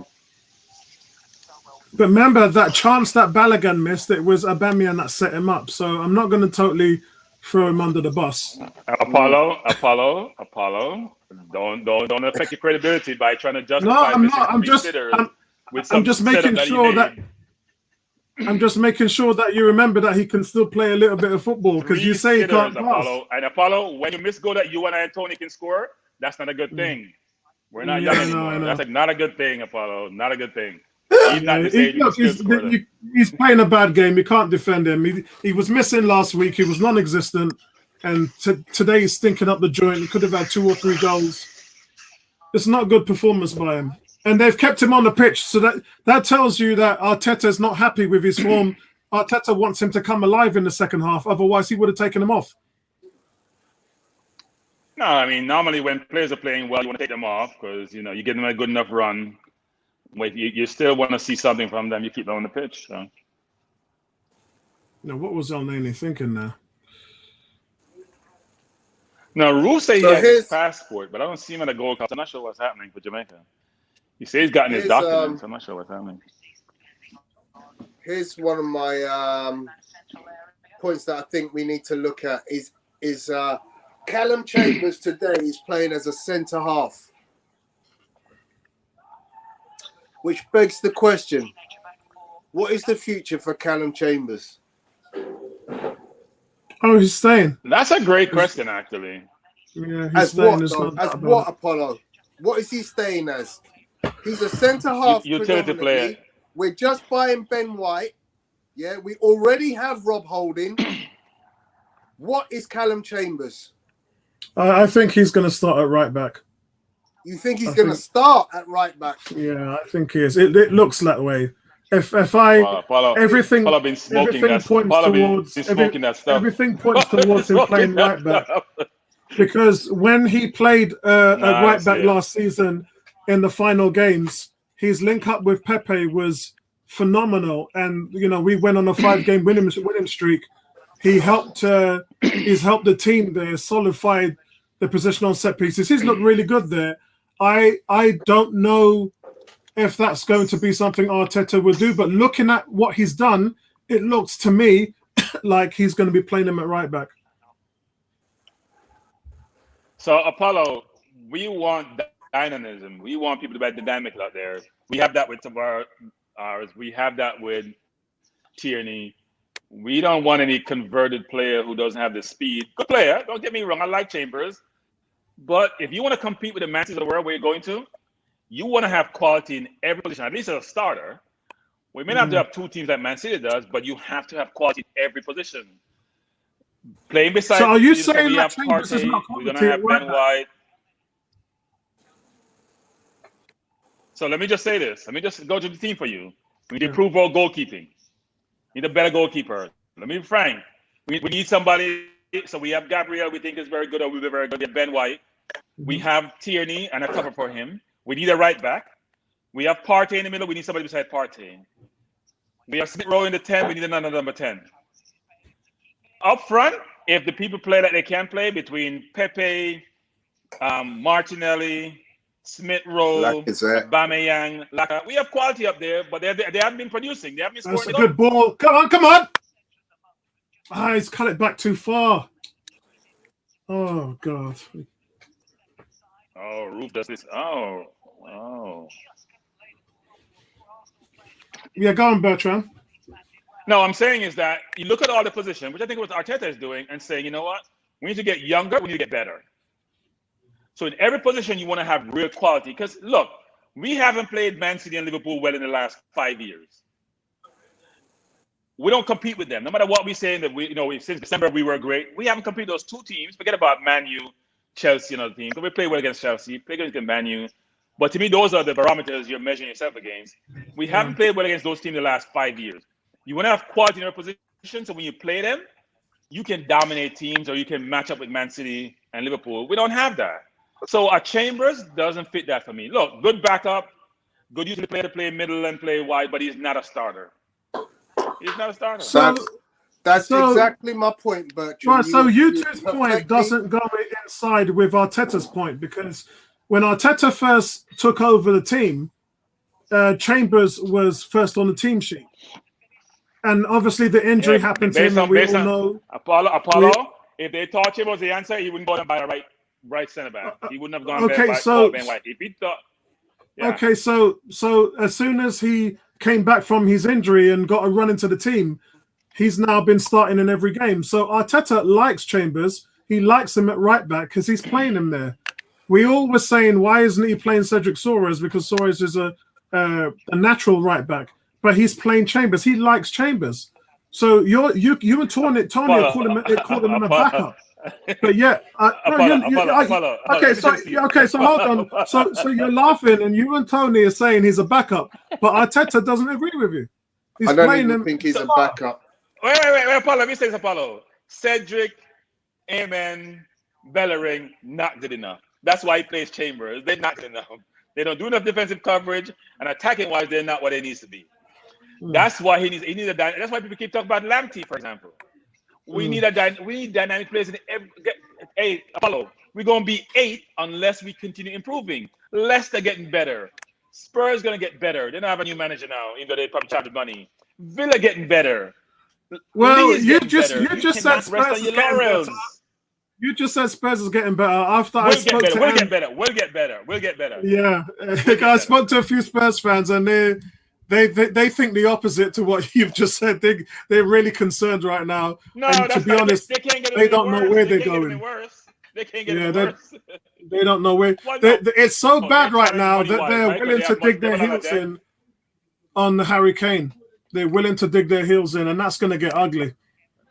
So because they just introduced the raft of changes, guys. Right? Yeah, Tony, go on. We've just had a raft of changes just come on. Where's Willock? I don't see Willock on the field. No. Ainsley Maitland-Niles, I think Willock is going to be.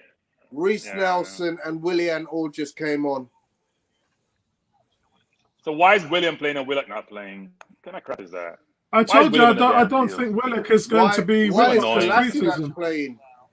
He's not even playing in his position. Exactly. Why is Willock on the bench? So you know what? We don't think Bellerin's going to be here, but Bellerin plays. Why is Willock not playing? D says, since we moved to the Emirates, the best 5 home kits were 2006, 2010, 2011, 2013, and this year. Oh, he actually likes this year. Oh, yeah, last season. Last year. You know, now I come to think of it, last year's kit wasn't that bad, you know. It was a nice kit. That was a nice kit. I just like the way the red was arrowed and shaded into it. I mean, this year's kit, by comparison, doesn't look like there's any thought that's gone into it whatsoever. They're very disappointing. Yeah, very, very disappointing. Neomis has said we have to focus on the most important thing that Arsenal have to improve long term. We have to improve most positions. Our biggest issue is goals. And I think our biggest issue is the midfield, and then it's goals. Because with a better midfield, that would help to sort the goal problems out, and that would stabilize which is what it already is a very good defense. I don't disagree about the midfield. Midfield needs to improve, but our forward line is overrated. Our forward line is overrated. I think the forward line would be. Look at Liverpool team, for example. What is their midfield great? But Salah, Mane, and Firmino putting the ball in the net. I look with John. Our forward line is overrated. We scored less goals last season and the season before. We scored like 51 goals or something like that. Yeah. We're not scoring goals. I think we'll be okay this year. I think we'll be okay. I mean, let's be honest. Lacazette had his best scoring. Lacazette had his best scoring season last year. Still didn't score 20 goals. Yeah. I think Pepe is good. Pepe only started 13 out of the 38 league games. And most of that came towards the end of the season where we were on a 5-game winning streak. So I think Pepe... And he scored 10 goals, right? I think Pepe is going to be the defining factor. Pepe got 10 goals in 16 games. So, Balo, I get grief when I talk about Saka, who scored 5 goals in playing 30-something games. 1 in 6 doesn't cut it. And I keep telling you guys this. So everyone loves Saka. We all love Saka, but 1 in 6 doesn't cut it for me. He's got to get more goals in his repertoire. He can't be on the field. Sorry. Yeah, Bertram, I think you're on your own with the Crickets. I think you're on your own with the Crickets on that one. I don't think anybody would agree with that. Well, you know what? I'm not part of the herd. I don't want to. I'm never part of the herd. Yeah. I don't think it. Like I said, it's always been about. I mean, the guy is like 6 years away from his prime. And I just don't get it, Bertram. I don't get it, mate. So then you know what? Don't play him then. No, guys. We are about outcomes here. Don't play him then. If you're going to tell me young to score goals, we went into this before, and what I looked at was that he's one of the most productive under 21 footballers in Europe. When I looked at the sheet and went through it with you and Tony, he was ranked. Indiana 21, Apollo. This is not 21. Guys. Arsenal just on the attack here. Looks like a goal coming. Surely. This is the Premier League. Yeah, it's got to be a penalty. That should have been a penalty. Oh, what is going on? I think Rangers made changes also. Yeah, they did. The referee last week was a joke. The referee last week was a joke. Oh, that was beautiful. That's what Amen. It was that did that. Was that Amen? Oh, no, that was Nketiah. Well done by Nketiah. He's won a corner. Nice, a throw-in. That was the throw-in.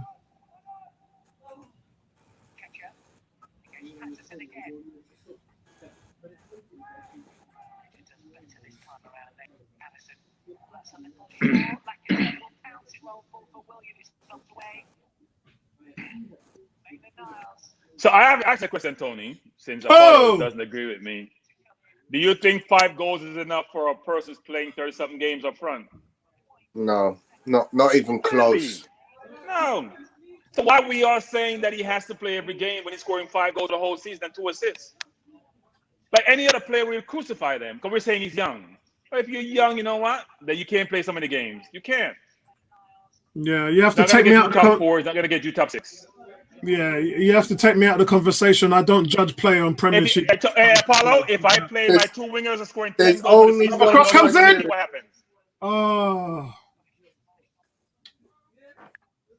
Arsenal's pressure. I would love to hear from those in the chat. They believe 5 goals is enough for a winger who plays 30-something games a season. I'm curious.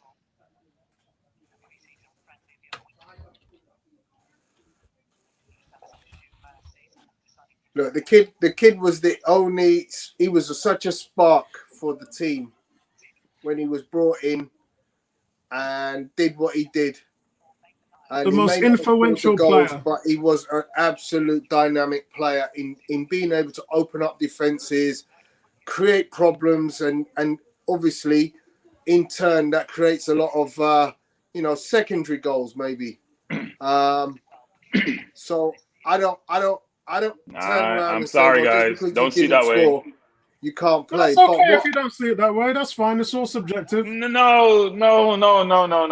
Yes, Tony, yes. Tony, we can't have double standard. Nobody's gonna always agree with everybody else. We have double standard.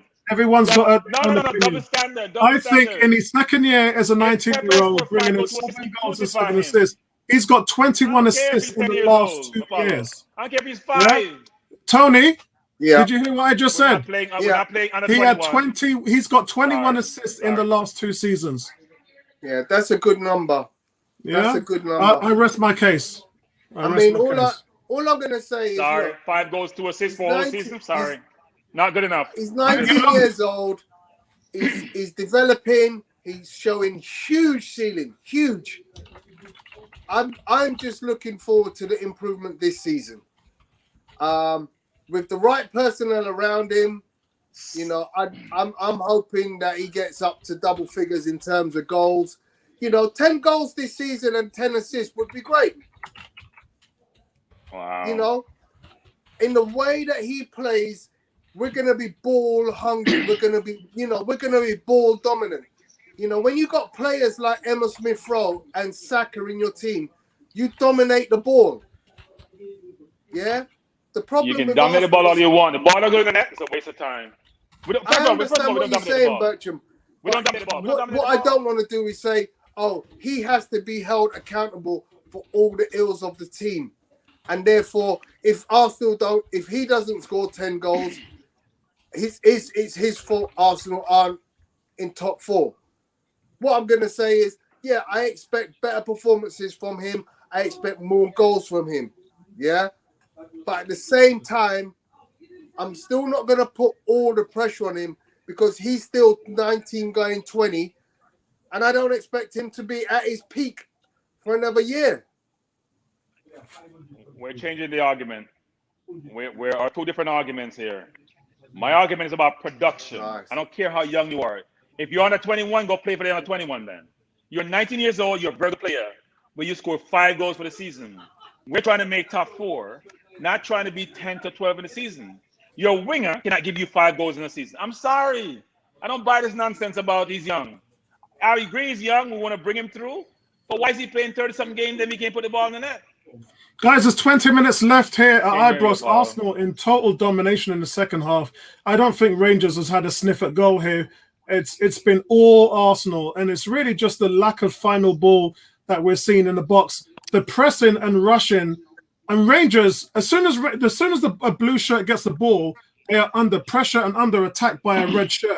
It's really good to see. I think this, from an exercise perspective, in terms of how the system wants to be run, I think Arteta can walk away from this and be happy with the level and the fitness of the pressing from his players.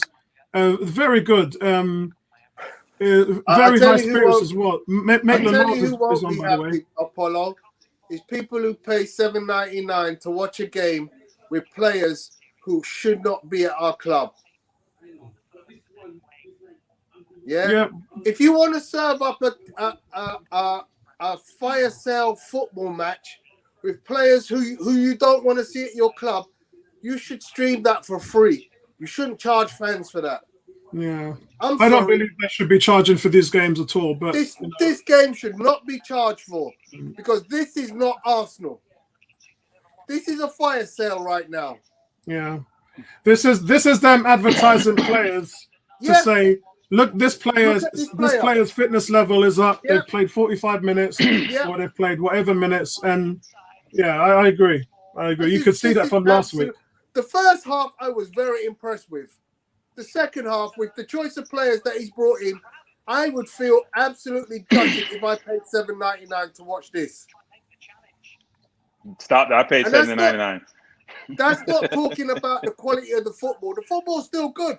We're still playing well. But I'm sorry, I don't pay to watch those players.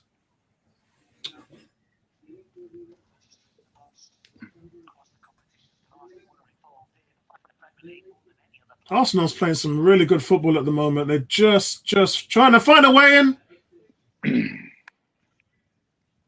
William makes me laugh. He's just playing balls into the box and hoping for the best. He's not actually aiming for anybody.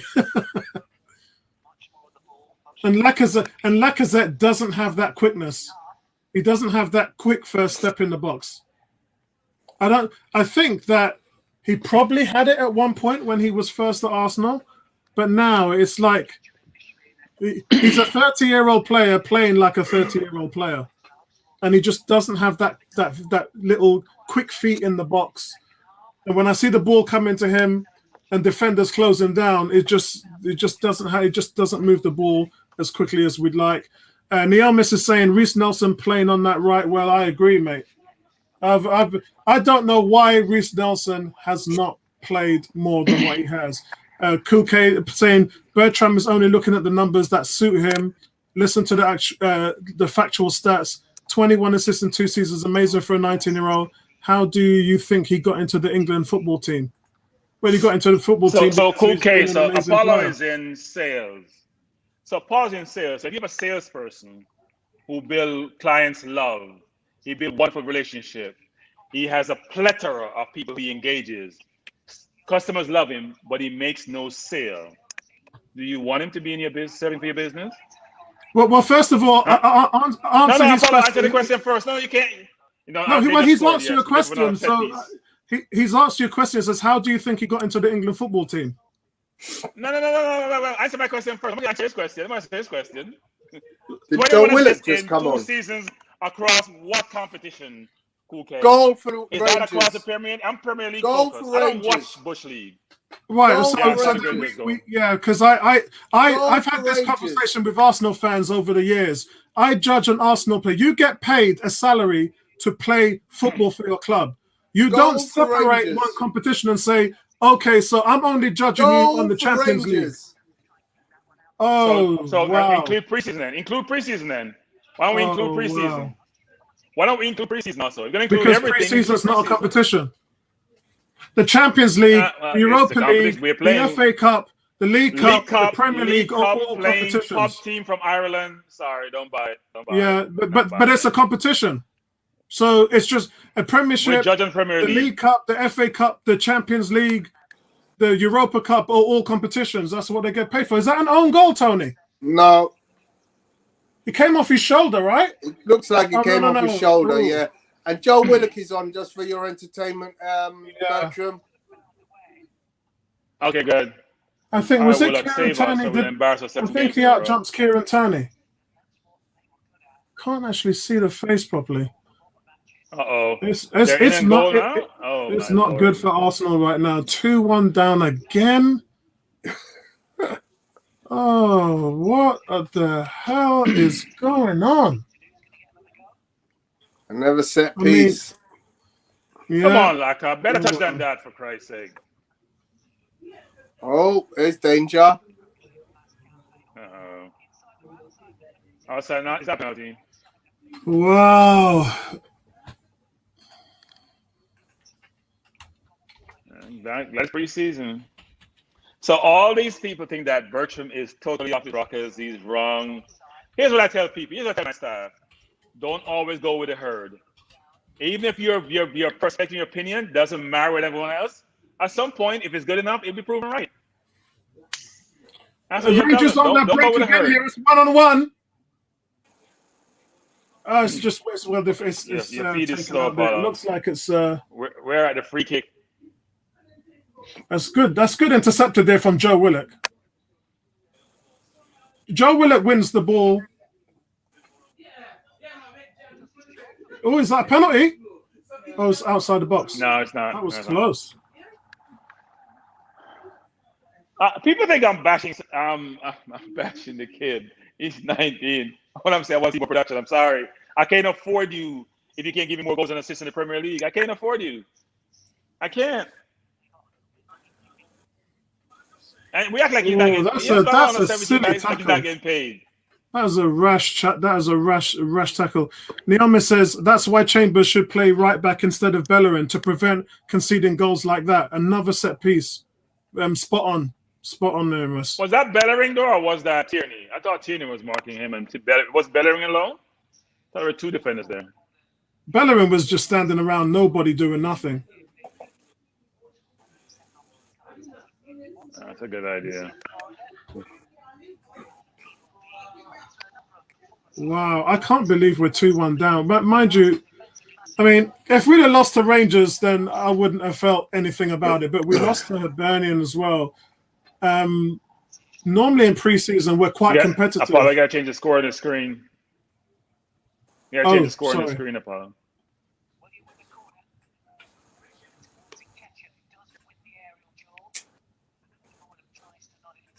Well, I just can't believe this. I'm in shock. How are you going to try and sell your product when you're losing 2-1 on? D says, where do you guys think Arsenal will finish this season? I don't want to say just yet because we're going to have a show on that. Last year, remember, we did a show of where we're going to finish, where we're going to be after the first 10 games. So we're going to get together in a week or so, and then we're going to... Why? Let me see. When does the season start? The season doesn't start for a month. Why are you getting together? Hold on, Tony. I'm just getting the date so that I know when I'm going to do the video. Oh my gosh, that should have been. It should have been 3-1. Should have been 3-1. Yeah, right. How did he miss? Right. So we're going to get together in about 2 or 3 weeks. ABBA, Tony. And then we're going to sort of do another top 10 games prediction. Remember when we all said how much, basically what we're saying is how much points are Arsenal going to get in the first 10 games, which is out of 30. Last season, I think me and Bertram, it was me and Bertram that pretty much got it bang on. Oh, that's a great save. That's a good save. Me and Bertram was pretty much bang on as we went for around 16 points. And we didn't want to be wrong.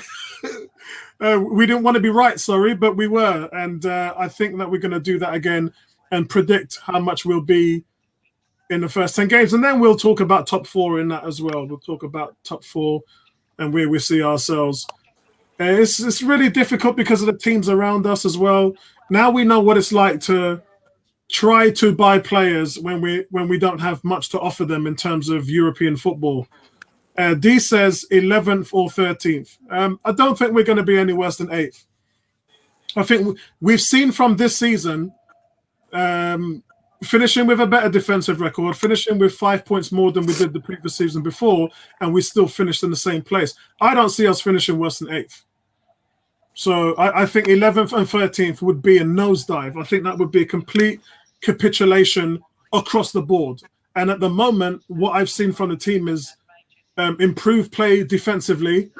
The midfield was mediocre. I think we had in my opinion, I think we had the worst midfield in the Premiership, which is why we just got outplayed every week.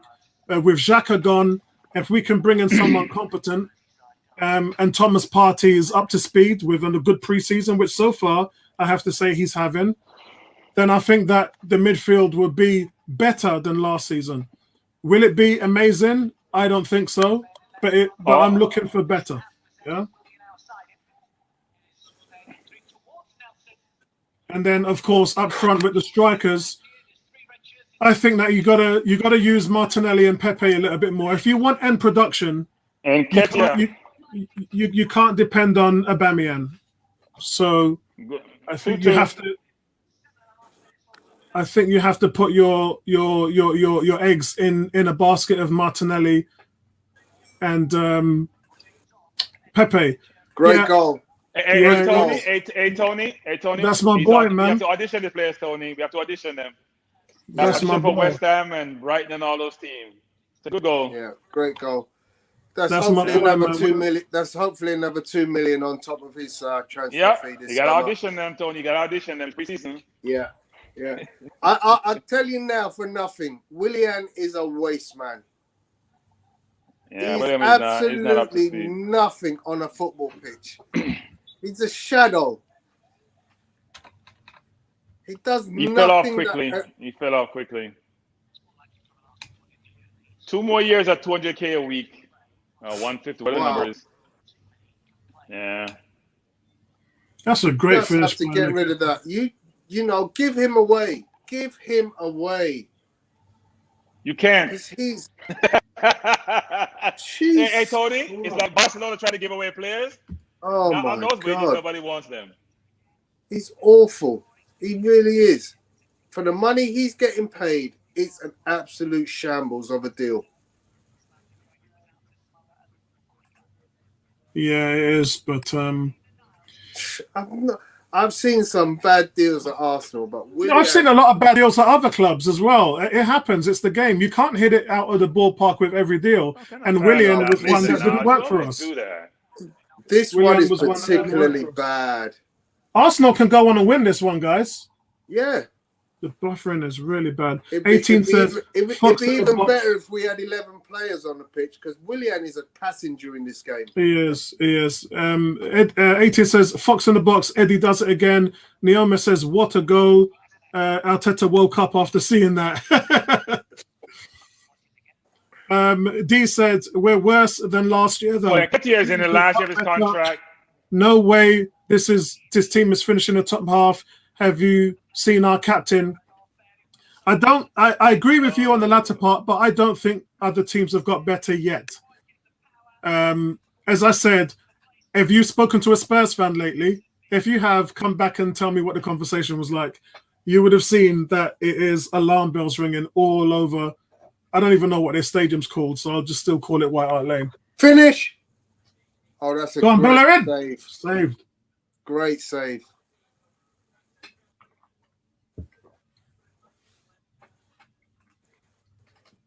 Now look, to goal all ends up. Yeah. It's all Arsenal right now. Yeah. Football's good. The football's good. And for the players that are going away, you know, they're doing all right. The two exceptions to me, nearly a scorpion. The two exceptions are Kolasinac and Willian. I just think I just don't see the point in playing them two guys. Hey Tony, that's 300K. He's woeful. What? Rangers are giving us open goals here. It's getting easy. Kuke says Nketiah will get a ton of goals for Palace. William blasted over. And Patrick knows it. We have to sell some players. I mean, what is it? Nketiah and Nelson, they're both in the ask of the contract. They're not going to sign new contracts. If I was them, I would not. No, if I was the Nketiah, I'd leave. Sell them with a buyback clause. Maybe sell them with a buyback inserted into their contract. But you got to sell them. And it's interesting that all those Arsenal Academy players, Nketiah, Nelson, Willock, Amen. All of them are on the block this year. And they're on the block in a team that's failing. Yeah. 4 minutes to go, gents.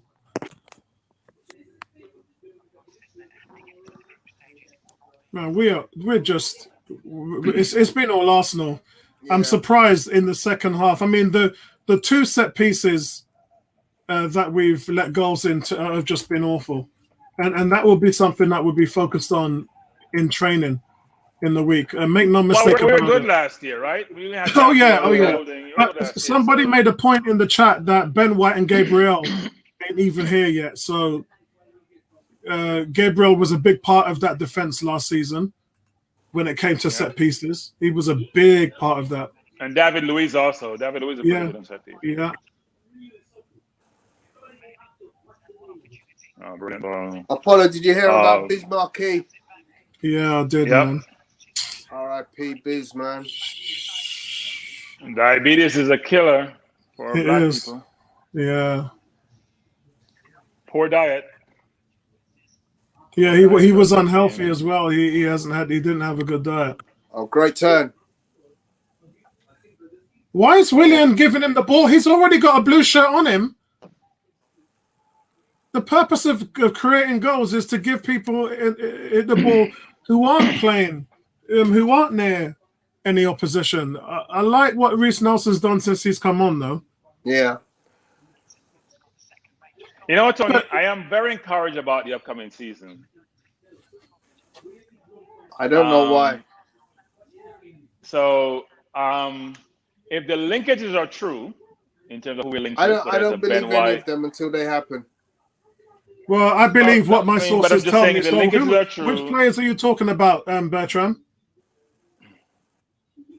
So and I'll tell you whether I've heard any news on them or not. Whether it's Ben White, who's I said 10 days ago that was done. Lasongo, the kid from whether it's Tavares, who we just bought, whether it's Lasongo, who looks good, whether it's what's his name from Sheffield, who is on the list. What's his name? Berger, the kid from Scandinavia. Whether it's Awa, who I don't think we're gonna get. I don't think we're gonna get Locatelli because he's going to Juventus. Yeah, we're definitely. But the linkages are good, and it's just that we have money to spend, right? It's just we have money to spend. So the concern has always been, are we willing to dip in our pockets? And we see that we have about 100 plus to spend this year. And most important thing, we're going young. So not buying these old, you know what, who are ready for retirement. Joe Willock's looking so fluid. The way he picks up the ball, spots a pass, and the pass is bang on as well. Willock's playing 20, 30 yard passes like it's with ease. And unlike other passes in this game where I've seen the ball spin in front of them, a few of the balls I've been seeing and played 5, 10 yards behind the player. And the players had to rush back and get to the ball before it goes out of bounds. Willock's passes are just crisp and are on point. Game over, gentlemen. So the game should have been 6-3 Arsenal or 6-4 Arsenal. Aubameyang missed 3 sitters, and then there's another easy miss, I think, by Laka. So, look, it's preseason. Bertram, who did you like in this game and who didn't you like? I'll go to who I like first. I didn't like Saka.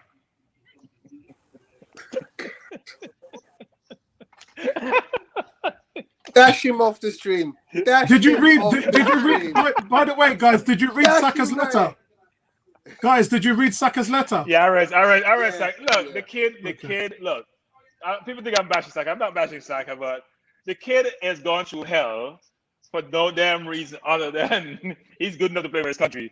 I mean, how does that make sense? And second of all, Southgate should take some blame for that because his age. We talk about age. That's age coming to play, right? Inexperience, first tournament, you have Grealish and Sterling and Stone and all those people on the bench on the field. You can't let the kid take penalty, frankly. And even if he misses, as a country and as a person, you're a father of 2 of 3, you're grown up, and you're going to be calling the kid all sort of negative, atrocious names because he missed a penalty, for Christ's sake. That's ridiculous. So the kid is very, very smart. He has a lot of talent. He'll get over it and move forward. But also, it goes back to what we talked about earlier, which is, what's the incentive? I mean, apart from financial, for these kids who are of different nationalities or lineage to play for England. And here's what's problem is, Apollo. So the press, as they normally do, want to lessen this. And I heard Jim White and all them talking about this as it's only a small minority. Now, it's a minority, but, in the U.S., the black population is 30% of the population. It's a large minority, sorry. So this concept of a small minority is nonsense. It's not a small minority. It may be that on social media, but the question is not just about social media. It's people's thoughts, their action. And those who are covert are much more concerning than those who are overt. Because the overt ones you can see, you can respond to, you can try to penalize, you can try to ostracize. Not the ones who are covert. So think about your emotions and how you use it. It permeates the society. It doesn't allow people to maximize their potential. So this whole concept about a small minority, to minimize it because it's the majority who's doing it. And we don't call it the majority. In certain things in life, we call out those persuasions of what they do. We don't do it here. It's a small minority of fans. Well, who are those fans? Label what persuasions they are. Make them feel guilty. No, let's try to minimize it because it's us who are doing it. Because I control the media and I control how the message get delivered. That's my concern. So look, at the end of the day, that's why I see people like us and Adoy who want to go play for some other country. that of their lineage or their parents, because they're saying the country I'm in doesn't accept me, and it's a fair point. But look, I think go back to Arsenal, which is I'm not trying to bash Saka. I just want him to produce more, because we can't go forward unless all players are producing at a certain level. I want to bash the kid. I'm not bashing the kid. I'm just saying he's got to produce more. 5 goals is not good enough. He's a brilliant player, but he got to put the ball in the net or create assists. Otherwise, we won't progress. I keep telling people this. So whenever I make the argument about the person, let me finish, about the person's age, I said, you know what? We're not paying him $10 an hour, you know. He's getting paid 50, 60 grand a week. That means we're paying him based on his ability. That means pay should be held to the same standard that he does. It just has to. So here's the frustration. Here's where it doesn't make any sense, because you're chastising probably the player of the season in a team of mediocre players. That's what's frustrating to listen to, is that you're on and on and on about Saka, and the team is shit. The team's rubbish. The team's trash. Which I've been telling you. Your alternative guys, was I'm an equal opportunist. No. I'm an equal opportunist. No. Let's say this.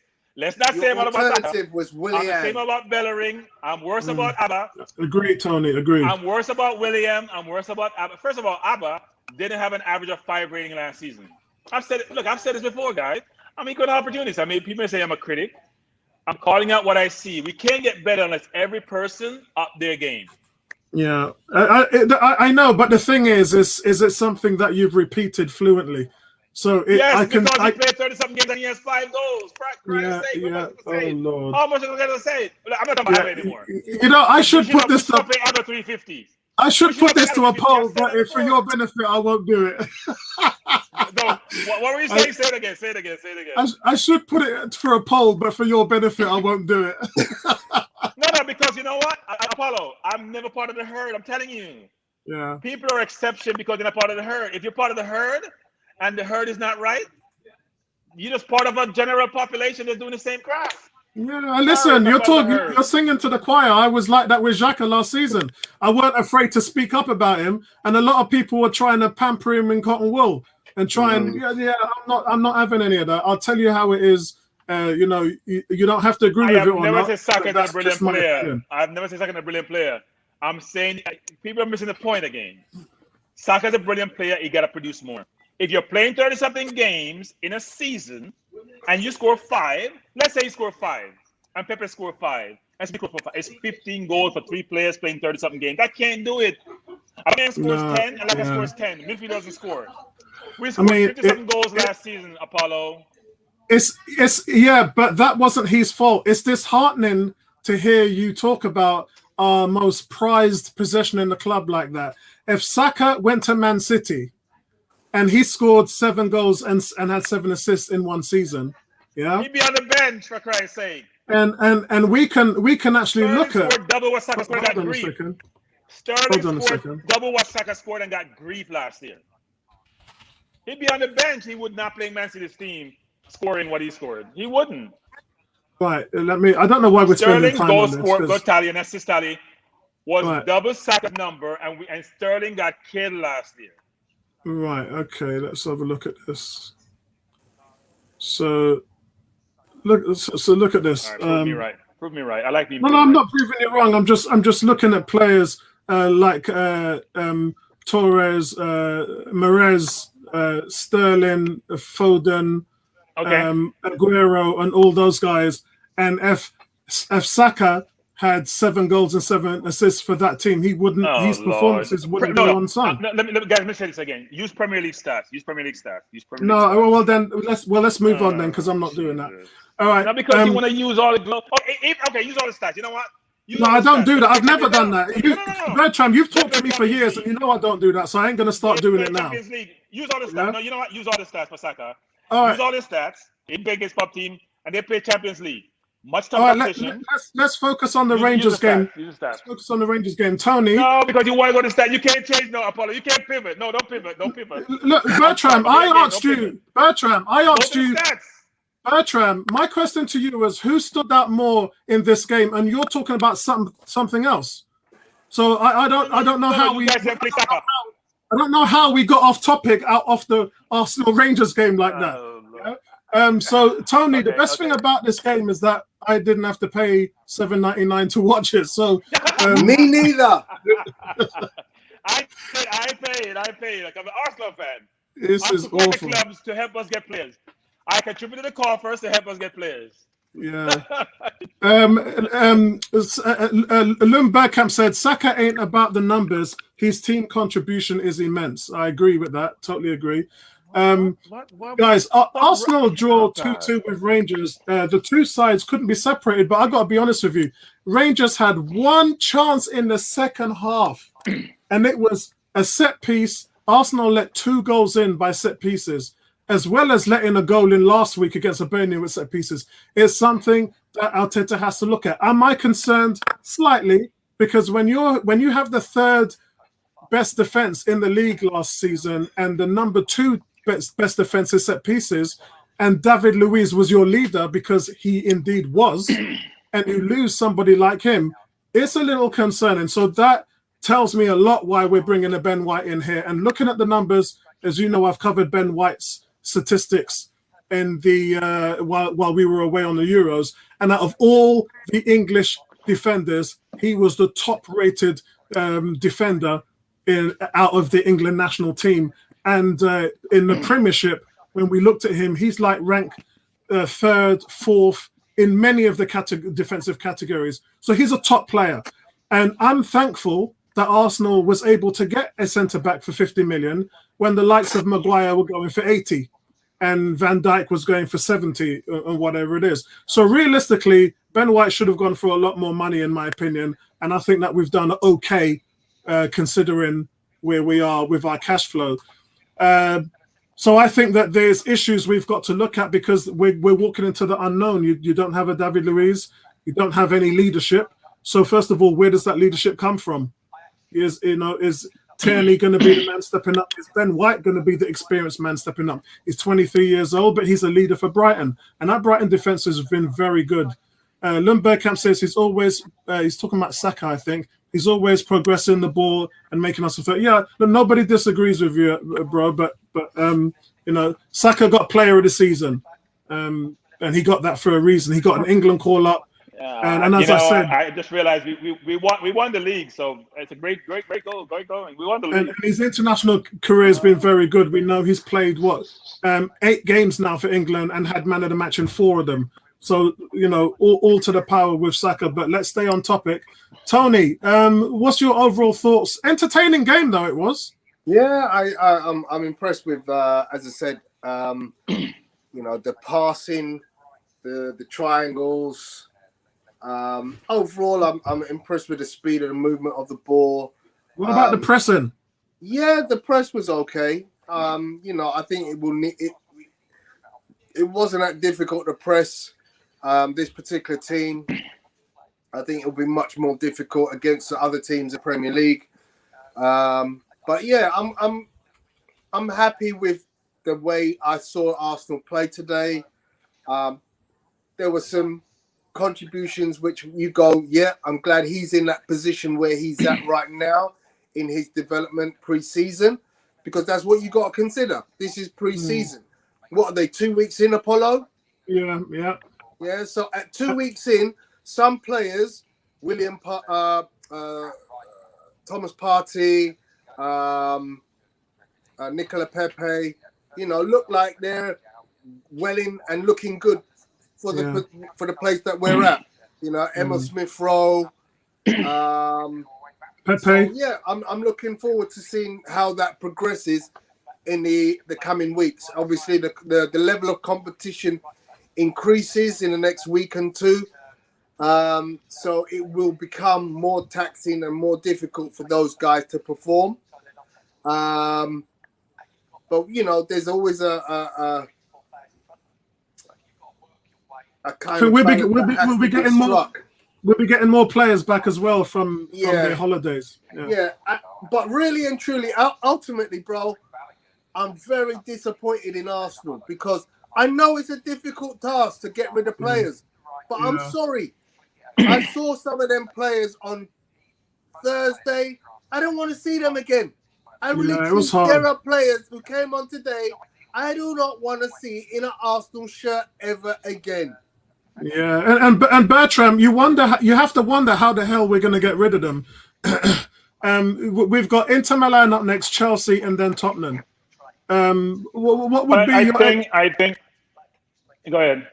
No, I was just going to ask you, what would be your expectations in regards to those teams, and how are we going to get rid of all this dead wood? So it appears that we have a clear differentiation between the haves and the haves not. People who have resources to buy and those who have resources who have to sell, right? So if you look at across Europe, the French league has to sell. There's a lot of bargain basement purchasing making the French league. La Liga is challenged and is very effective in their top two teams who are trying to get rid of high net salaries. Can't get rid of them, just like we can do with William and or a Kolasinac.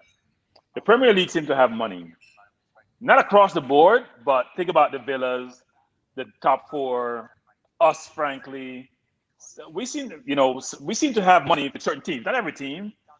And so you can make really good purchases now. The problem we have, as Tony alluded to, is we can't really sell because normally you could sell across Europe, right? Not only in the UK, but across Europe.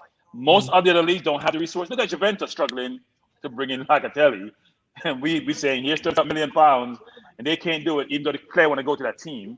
And historically, they play people like Ramsey $400,000 a year, pounds a year to play. So it's a conundrum you run into, which is we have players to sell. We have tons of players to sell. And can we really get the book for the prices we need? I'm just getting my pen and pad while you're doing that. Yeah, so let me think about it. So we have Kolasinac today. We have Bellerin. We have William. We have Xhaka. We have, what's his name that went to Atletico Madrid a few years ago? His name is slipping me. Midfielder. We got to sell him. We have Amen, who actually has been our best player in preseason. No one mentioned Amen. He's been the best player in preseason so far for the 2 games I've seen. He played the first game starting and came on second game. And you can look at the stats. He's a great player. But Amen got to go. Maybe Chambers are holding one of those two. We have already moved on Guendouzi. We have moved on Saliba. We have moved on Mavropanos. Yeah, so if you think about all these players who we need to move on or who have moved on, it's a lot of players. And I don't think the teams in the Bundesliga, La Liga, Syria have the resources to buy from us players who are good enough. And even in England, where you see Brighton, West Ham are sitting around between Nelson and Nketiah, we want 15, 20 mil. They want to pay us 10 mil or less. Yeah, or want to buy deferred payments. I'm glad you said that because what I've just written down is my lowball sheet. So we're trying to get 20 million for Xhaka. We've had a 15 million proposal. We're trying to get 20 million for Nketiah, and they've offered Patrick Vieira's offered 12 million. We are trying to get 20 million for Niles. We've had a 15 million offer. Torreira, we're trying to get 25 million for, and to be honest with you, we're not even getting. We've 15 million's been talked about, which is awful considering we had an offer for 23 to 22 million for him last season, which we turned down. And then Guendouzi, who was worth 40 million at one point, we had a 25 million bid last year, which we rejected. Now someone's offered 10 million, and that's not even an offer. That's let's loan him at Marseille, and then we might give you 10 million for him the next season. So we've lost 20 million. So I've added this all up. If we sell players now for the value teams want to play, we would have lost 45 million. 50 million at tops, if you talk about Apollo. It's more than that. It's more than that. We've been losing money. Well, that's just 5 players. We buy high and sell low. I just said that. Yeah, that's just 5 players. But we buy high and sell low. That's what we do really well. So we're not talking about. Here's the problem, Paulo, which is who we're trying to buy. Guys, here's the problem. Who we're trying to buy, we're paying market value. I don't care what you say about Ben White. He hasn't been proven in the Premier League enough to be worth 50 mil. But they're 50 mil for Ben White. We can't get Basuma for under 40 mil. We can't get Berger for under 35 mil. Right? Sheffield's not selling for basement bargain price. We couldn't get Brighton to sell Ben White for less than 50 mil, even though it's 45 plus head-on. So we're paying market, but we're not getting market back. Which says 2 things. One, about our desperation to get certain players in. And 2, is our players are not worth what we think they're worth. Not a good combination. Yeah, there's a little bit of I agree with a little bit of that. I don't agree that about Ben White. As I said, I talked about statistically where he stands with the other centre backs, and then I compared him to the deal that Man United did with God, what's his name, Maguire. And obviously Liverpool bought Van Dijk but from Apollo, Southampton. we're in COVID. Guys, we're in COVID. Yeah, I know. Well, we're in COVID. With some of the numbers that we've seen, you wouldn't believe we're still in COVID now. And by the way, we're coming out of lockdown this week. But the money is still there, which is affecting the game to a great point. We're not seeing any business right now. We're not seeing anyone going out there and spending silly money. In fact, Arsenal, I know it sounds weird, but Arsenal are the only English team that I'm hearing that are offering the likes of 50 million for any players. So can I jump in there? Well, no, Man U bought Sancho for 70 million, right? Man U bought Sancho. Yeah. He was 100 million last year. 30% discount based on COVID. But all right, let me jump in there. I don't get why Arsenal are not doing this simple bit of arithmetic. If Brighton lose their centre back, what do they need to do? Replace him. Thank you. But that's why replacement centre back for them. But that's why I said to you 2 weeks ago, Tony, don't put a 60 million bid in for James Maddison. Phone Leicester and ask them who they're going to replace him with, and then buy that one. I said that to you and Bertram a couple of weeks ago. But Tony, here's the fallacy. Here's the argument, Tony. Here's your fallacy. Does Brighton think our centre back are good enough for Brighton? Tony, that's the question. Yeah, I think they would have taken Saliba, but that wasn't an option. They have White, they have Tarkowski, they have better centre backs defense than we do. Their defense is better than us. Who? Their defense is not better than us. It's not. Bertram does. I think their defense was about. Their defense was. Name their four starters. Name their four starters. Apollo. Name their four starters. Name their four starters in defense. You said the defense was better than ours. Yes. So I said to you the defense. You guys don't play. You guys don't use stats. You said stats doesn't count. Oh, so we don't use stats. You don't use stats. I quoted stats, and you guys give me a hard time that I'm missing the picture. No, because your stats were centralized and not the whole picture. You narrowed them down to the Premier League. Oh, come on. You can't have it both ways, Apollo. You can't have it both ways. But Bertram, still, it's subjective. I want to hear what your thoughts are because it's your opinion. I might not agree with it. Who is in the Brighton defense? Name me the four Brighton defenders. Who are the four Brighton defenders? Tariq Lamptey, Ben White, Lewis Dunk, Michael Carbonik, Adam Webster, Dan Burn, Joel Veltman, Romaric Yapi, and Lars Dendonka. Okay, so let's start with the right back. So you would take... Is Lamptey better than our right back? Is Lamptey better than our right back? So yes or no answer, Bertram. So you would take those players over Tierney, Gabriel, Holding, and Chambers. So let's match them up, guys. I love this. Let's match them up. Nuts. Is Lamptey better than right? No, is Lamptey better than Chambers? No, I wouldn't say he is. No. I would. Oh Lord, have mercy. I'm done. I can't have the conversation. I wouldn't say he is. Chambers, you don't understand how good Alan Chambers is. Also, you realize that Chambers is underrated. Chambers is underrated. Apollo concede. Yeah, Lamptey is better than. Listen, Lamptey is a Wan-Bissaka. Lamptey's going to be a star, yeah. But I can't believe that you guys are underballing Callum Chambers like that.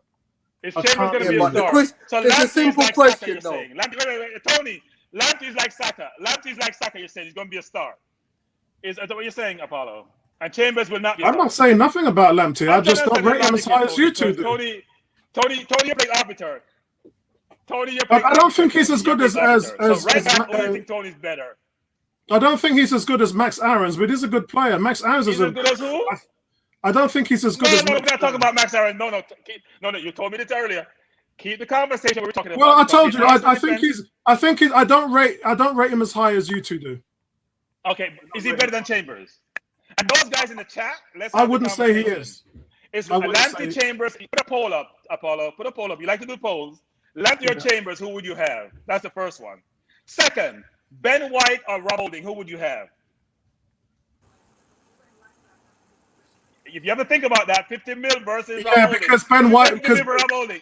yeah, because think about it, guys. Yeah, because we already have Rob Holding here. He's had 8 clean sheets last season. He's won silverware with us twice. I'm done. And I don't want to replace the great Rob Holding. Replace the great Rob Holding for 50 million pounds. But in saying that, I think Ben White would improve our defense. And the issue is, will it be Ben White, Rob Holding, or Ben White and Gabriel? Yeah, none of you two could answer that question because we compare players on the right side. Don't call Gabriel 50-50 here. African Guna says. So right now I'm ahead. I'm 2.5 ahead. I'm gonna go to left back. 2.5 ahead. It's over. So hear this. Hear this, everybody. Man for man, they have a better defense than ours. So hear this, everybody. Bertram is saying that a defense that finished 14th in the league last season is better than a defense that finished 3rd. That's the logic we're working with here. Because defense is not just back 4. No. Here's where you guys are confused. Your defense is not the back 4. Bissouma plays defense also. Here's the confusion about defense, guys. Defense in today's football is 11 players, not your back 4 and your goalkeeper. Sorry. Bissouma, Tony, I'll let you take this one because we're in the twilight zone right now.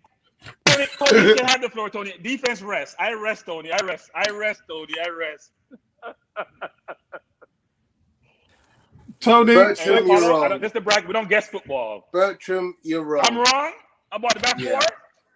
Okay, explain to me why. African Goon is agreeing with me, which is rare. But okay, it's very simple.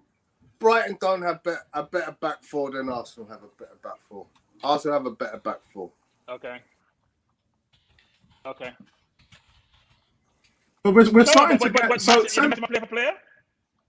So in front of the Arsenal back 4 is a guy called Granit Xhaka.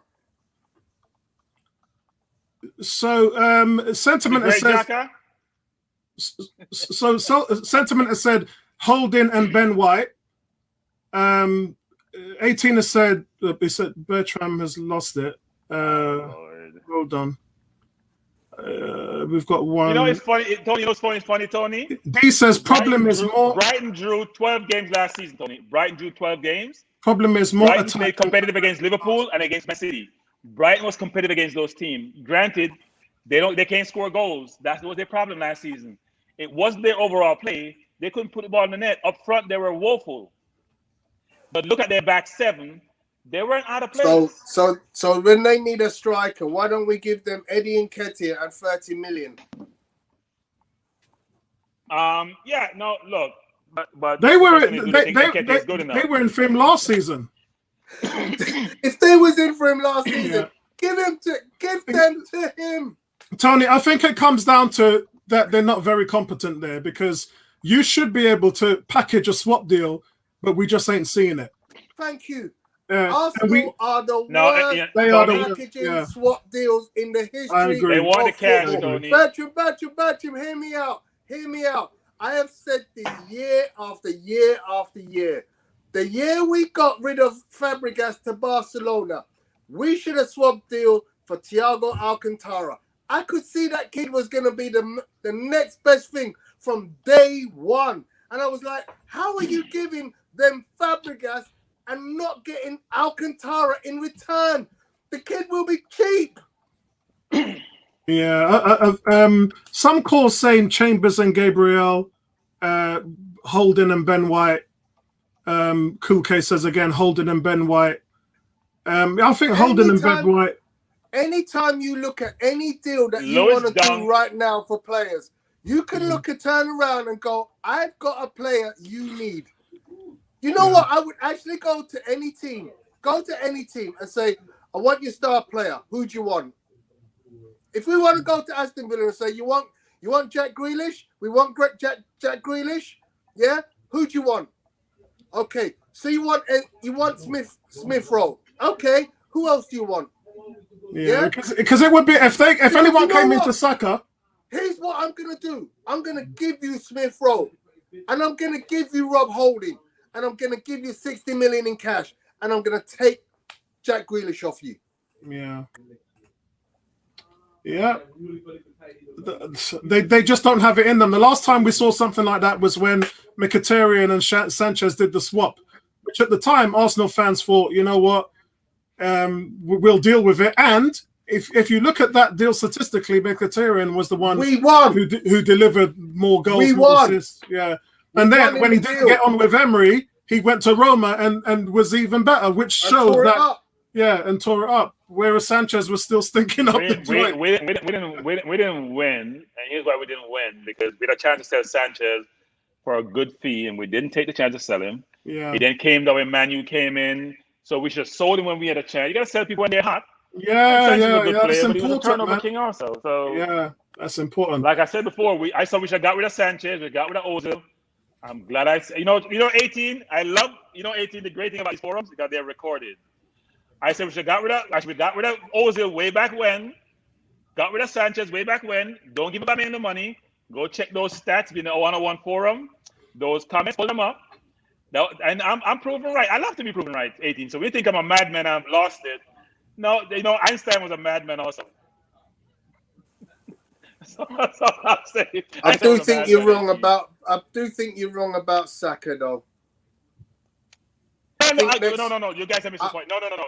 I think next year you're going to turn around and you're going to go, all right, you was right. Tony, I'm recorded. I said to you guys, he has to score more. I've never 18 says, spot on, Bertram. You're the kid was a good footballer. He's got to score more. You have to score more. He probably will. If right, but Tony, you guys are acting as if I don't like Saka. I think Saka is a good player. Yeah, I don't get it. I think for me, as I said to Bertram before, I don't understand why he's keen on him when you've got the likes of Martinelli, who just did nothing last season after scoring 10 goals the season before that. Bertram hasn't even mentioned him, but he's continuously mentioning Saka and saying he's under-delivering. There's a lot of players who are under-delivering in that team. So I just don't understand why Saka's the one that you're keen in on. No, you've been unfair. Apollo, you've been unfair. I've been unfair. Let me repeat my position. So you don't think Martinelli was injured most of the season? You've been unfair in terms of how you're projecting what I've said, what my position is. Gentlemen, Martinelli didn't play most of the season. Thank you, Africa. African Gooner, you need to join. African Gooner, join the forum. I need some support, African Gooner, because you're a very rational person. And you're like me. You're not afraid to criticize and not afraid to give praise when it's needed. Look, he didn't get the same. He didn't get the same playing time, but he still got playing time, and he didn't look good at all. And he certainly wasn't. Apollo, he came up a serious knee injury. He was I know what he came up on last year. But yeah, I know what he came up on. But now you're talking intangibles. Saka was Saka. You want to talk intangibles? Saka was overplayed. Yeah, they never rested the guy. He kept playing, even though they did it to Smith Rowe as well. And you're laughing. Smith, we saw me and Tony was saying.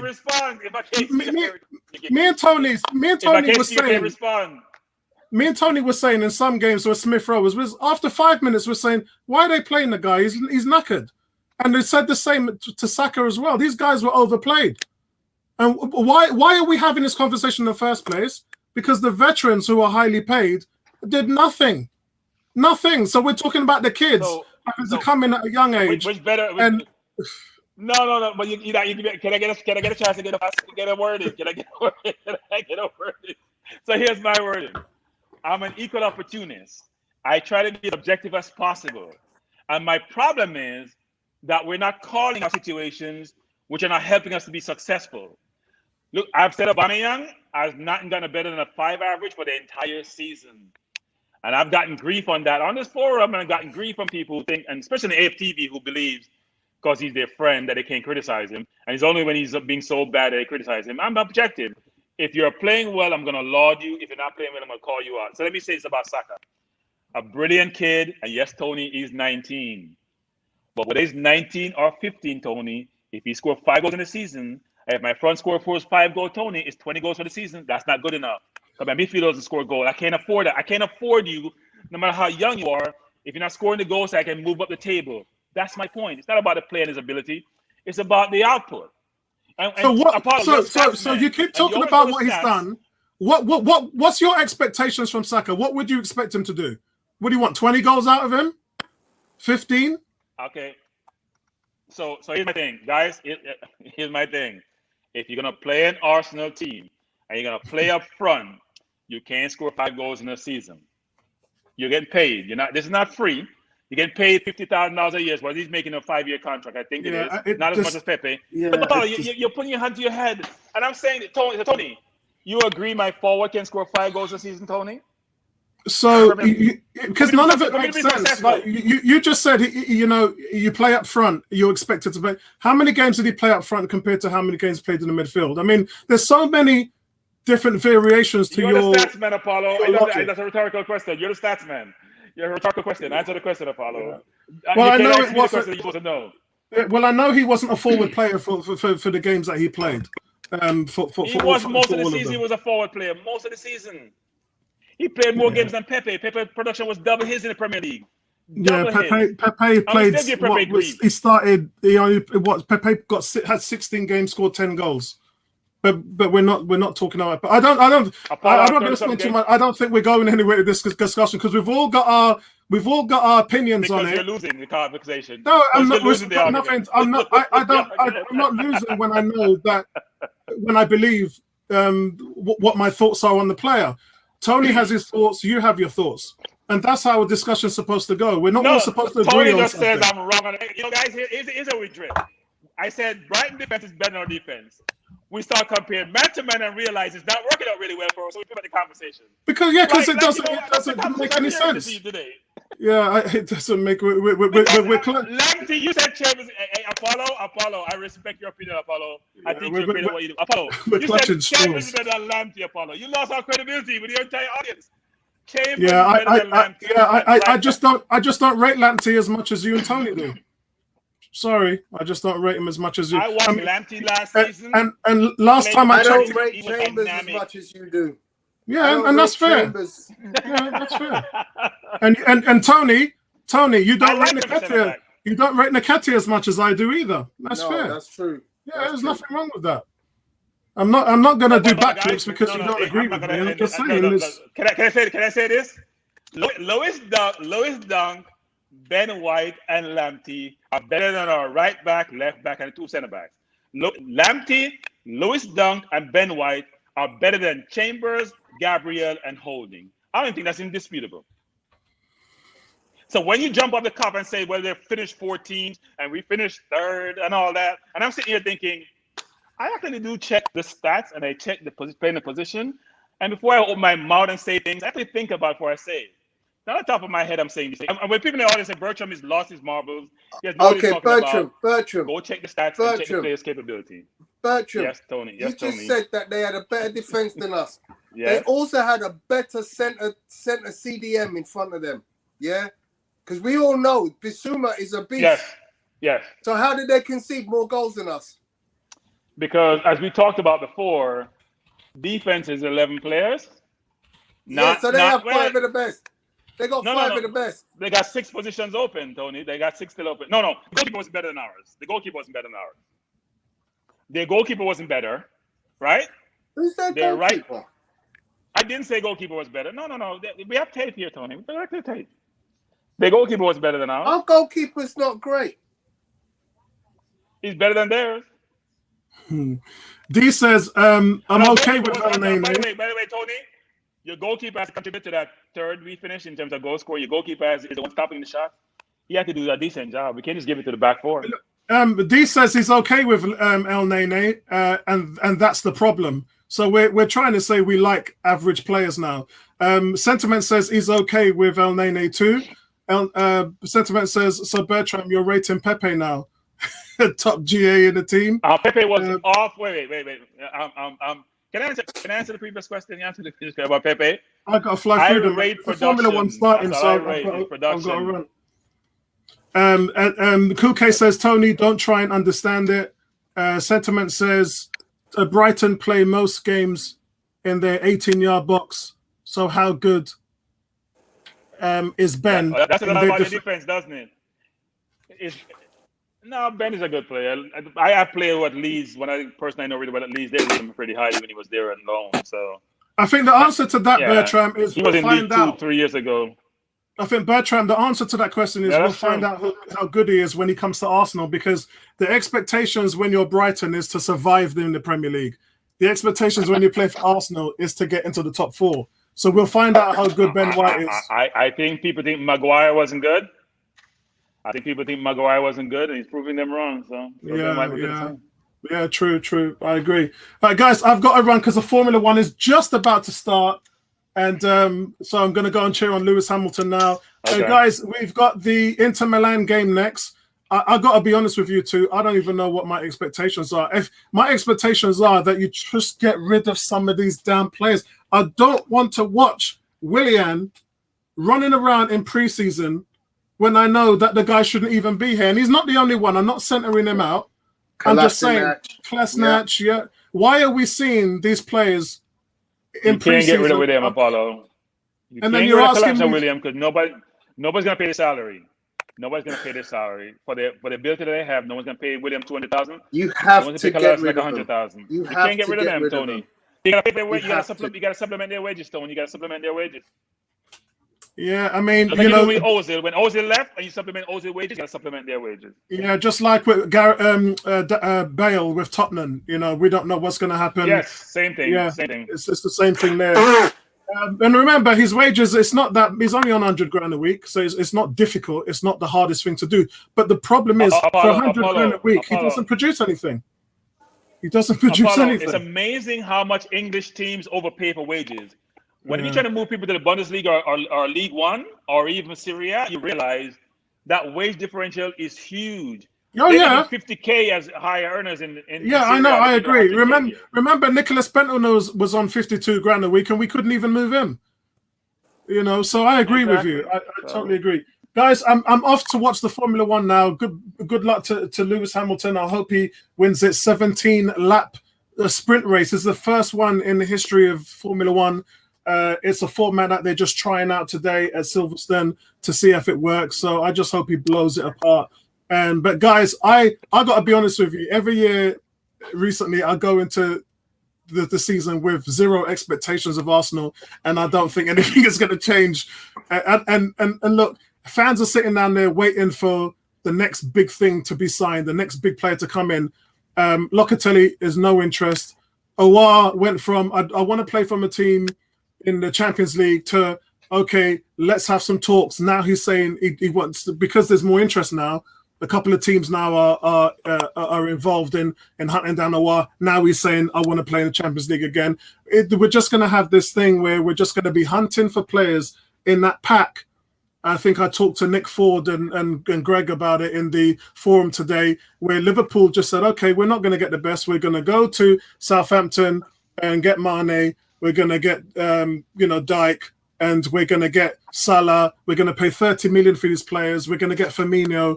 And they did that, and they built a championship team. That is how Arsenal, I'm afraid, are going to have to do this. So when people are getting upset about Ruben Neves, unfortunately, that's the ballpark that Arsenal are working in. Because when you look at Locatelli is looking at Arsenal, and he's just turning his head straight away saying, I want to go Juve. Them kind of players don't seem to have any interest in being at Arsenal. And the fans don't. That hasn't equated to the fans yet. The fans are still saying, "I want Locatelli. I want Aouar." What the reality is that love ain't being shown both ways. And at some point, we're gonna have to humble ourselves, man. So my final point is this: is that if we want to be successful, we should be right behind Leicester, looking at who they're pursuing, and jump in front of the line them and go buy those players, because they have missed a beat between Kante and Mahrez and Maguire and Madison. You can keep down the list, and Sinucci and Fofana. You can go down their list of players. Their midfielder want to go to Liverpool. You can go down the list of players. And Ndidi. Look at the players they have bought for little or nothing and sell them on for 2 or 3 times the price. And those players are Premier League ready, can compete at the Premier League level. Follow that model. Go follow their scouts are. Go behind them. As soon as they're pursuing it, you do your own research. Try to pursue those players. They're not paying more than 30 million for a player. I agree. And you know what, Bertram? And you know what, Bertram? I look at the Tavares and I look at the Lokonga deal, and that's exactly what I see. I see players who can develop in well, in the next year or 2 years and turn that into something which would be quite valuable for the team. Tavares, we paid 6.8 million for him, and look at him today. And what I liked about him is I saw the speed. He had the speed to go past 2 players at one time. And then I saw when Tierney came on, Tierney hit the ball to the left and tried to outrun the right back and couldn't do it. He lost possession. And I was like, well, if that was Tavares, he would have won that ball. So let's look at the glass half empty. We have last year we have Martinelli.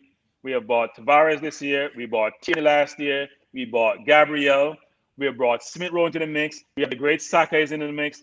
So the team is getting younger, right? We got debt we got to get rid of. The team is getting younger, and those players look like they can develop to be Premier League type players.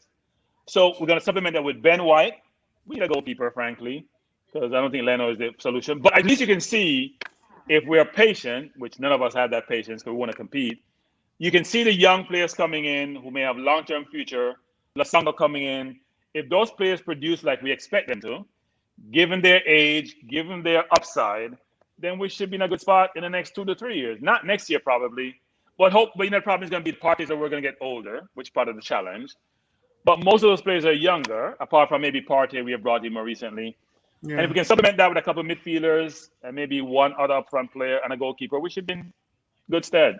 Yeah, because Partey's in his prime. I totally agree with you. Tony, guys, I've got to run now because we're on the formation of the race. Thanks for everybody joining us, and let's hope that we can have, we've gone from a loss to a draw. Let's hope that we can beat Inter Milan now. And the Chelsea game, funny enough, the Chelsea game is on the same day that we're going out to eat. So that's going to be fun when we turn up at the Bird in Holloway Road and have the conversation of the Chelsea game. All right, guys, thanks a lot, man. Speak to you guys later. Take care.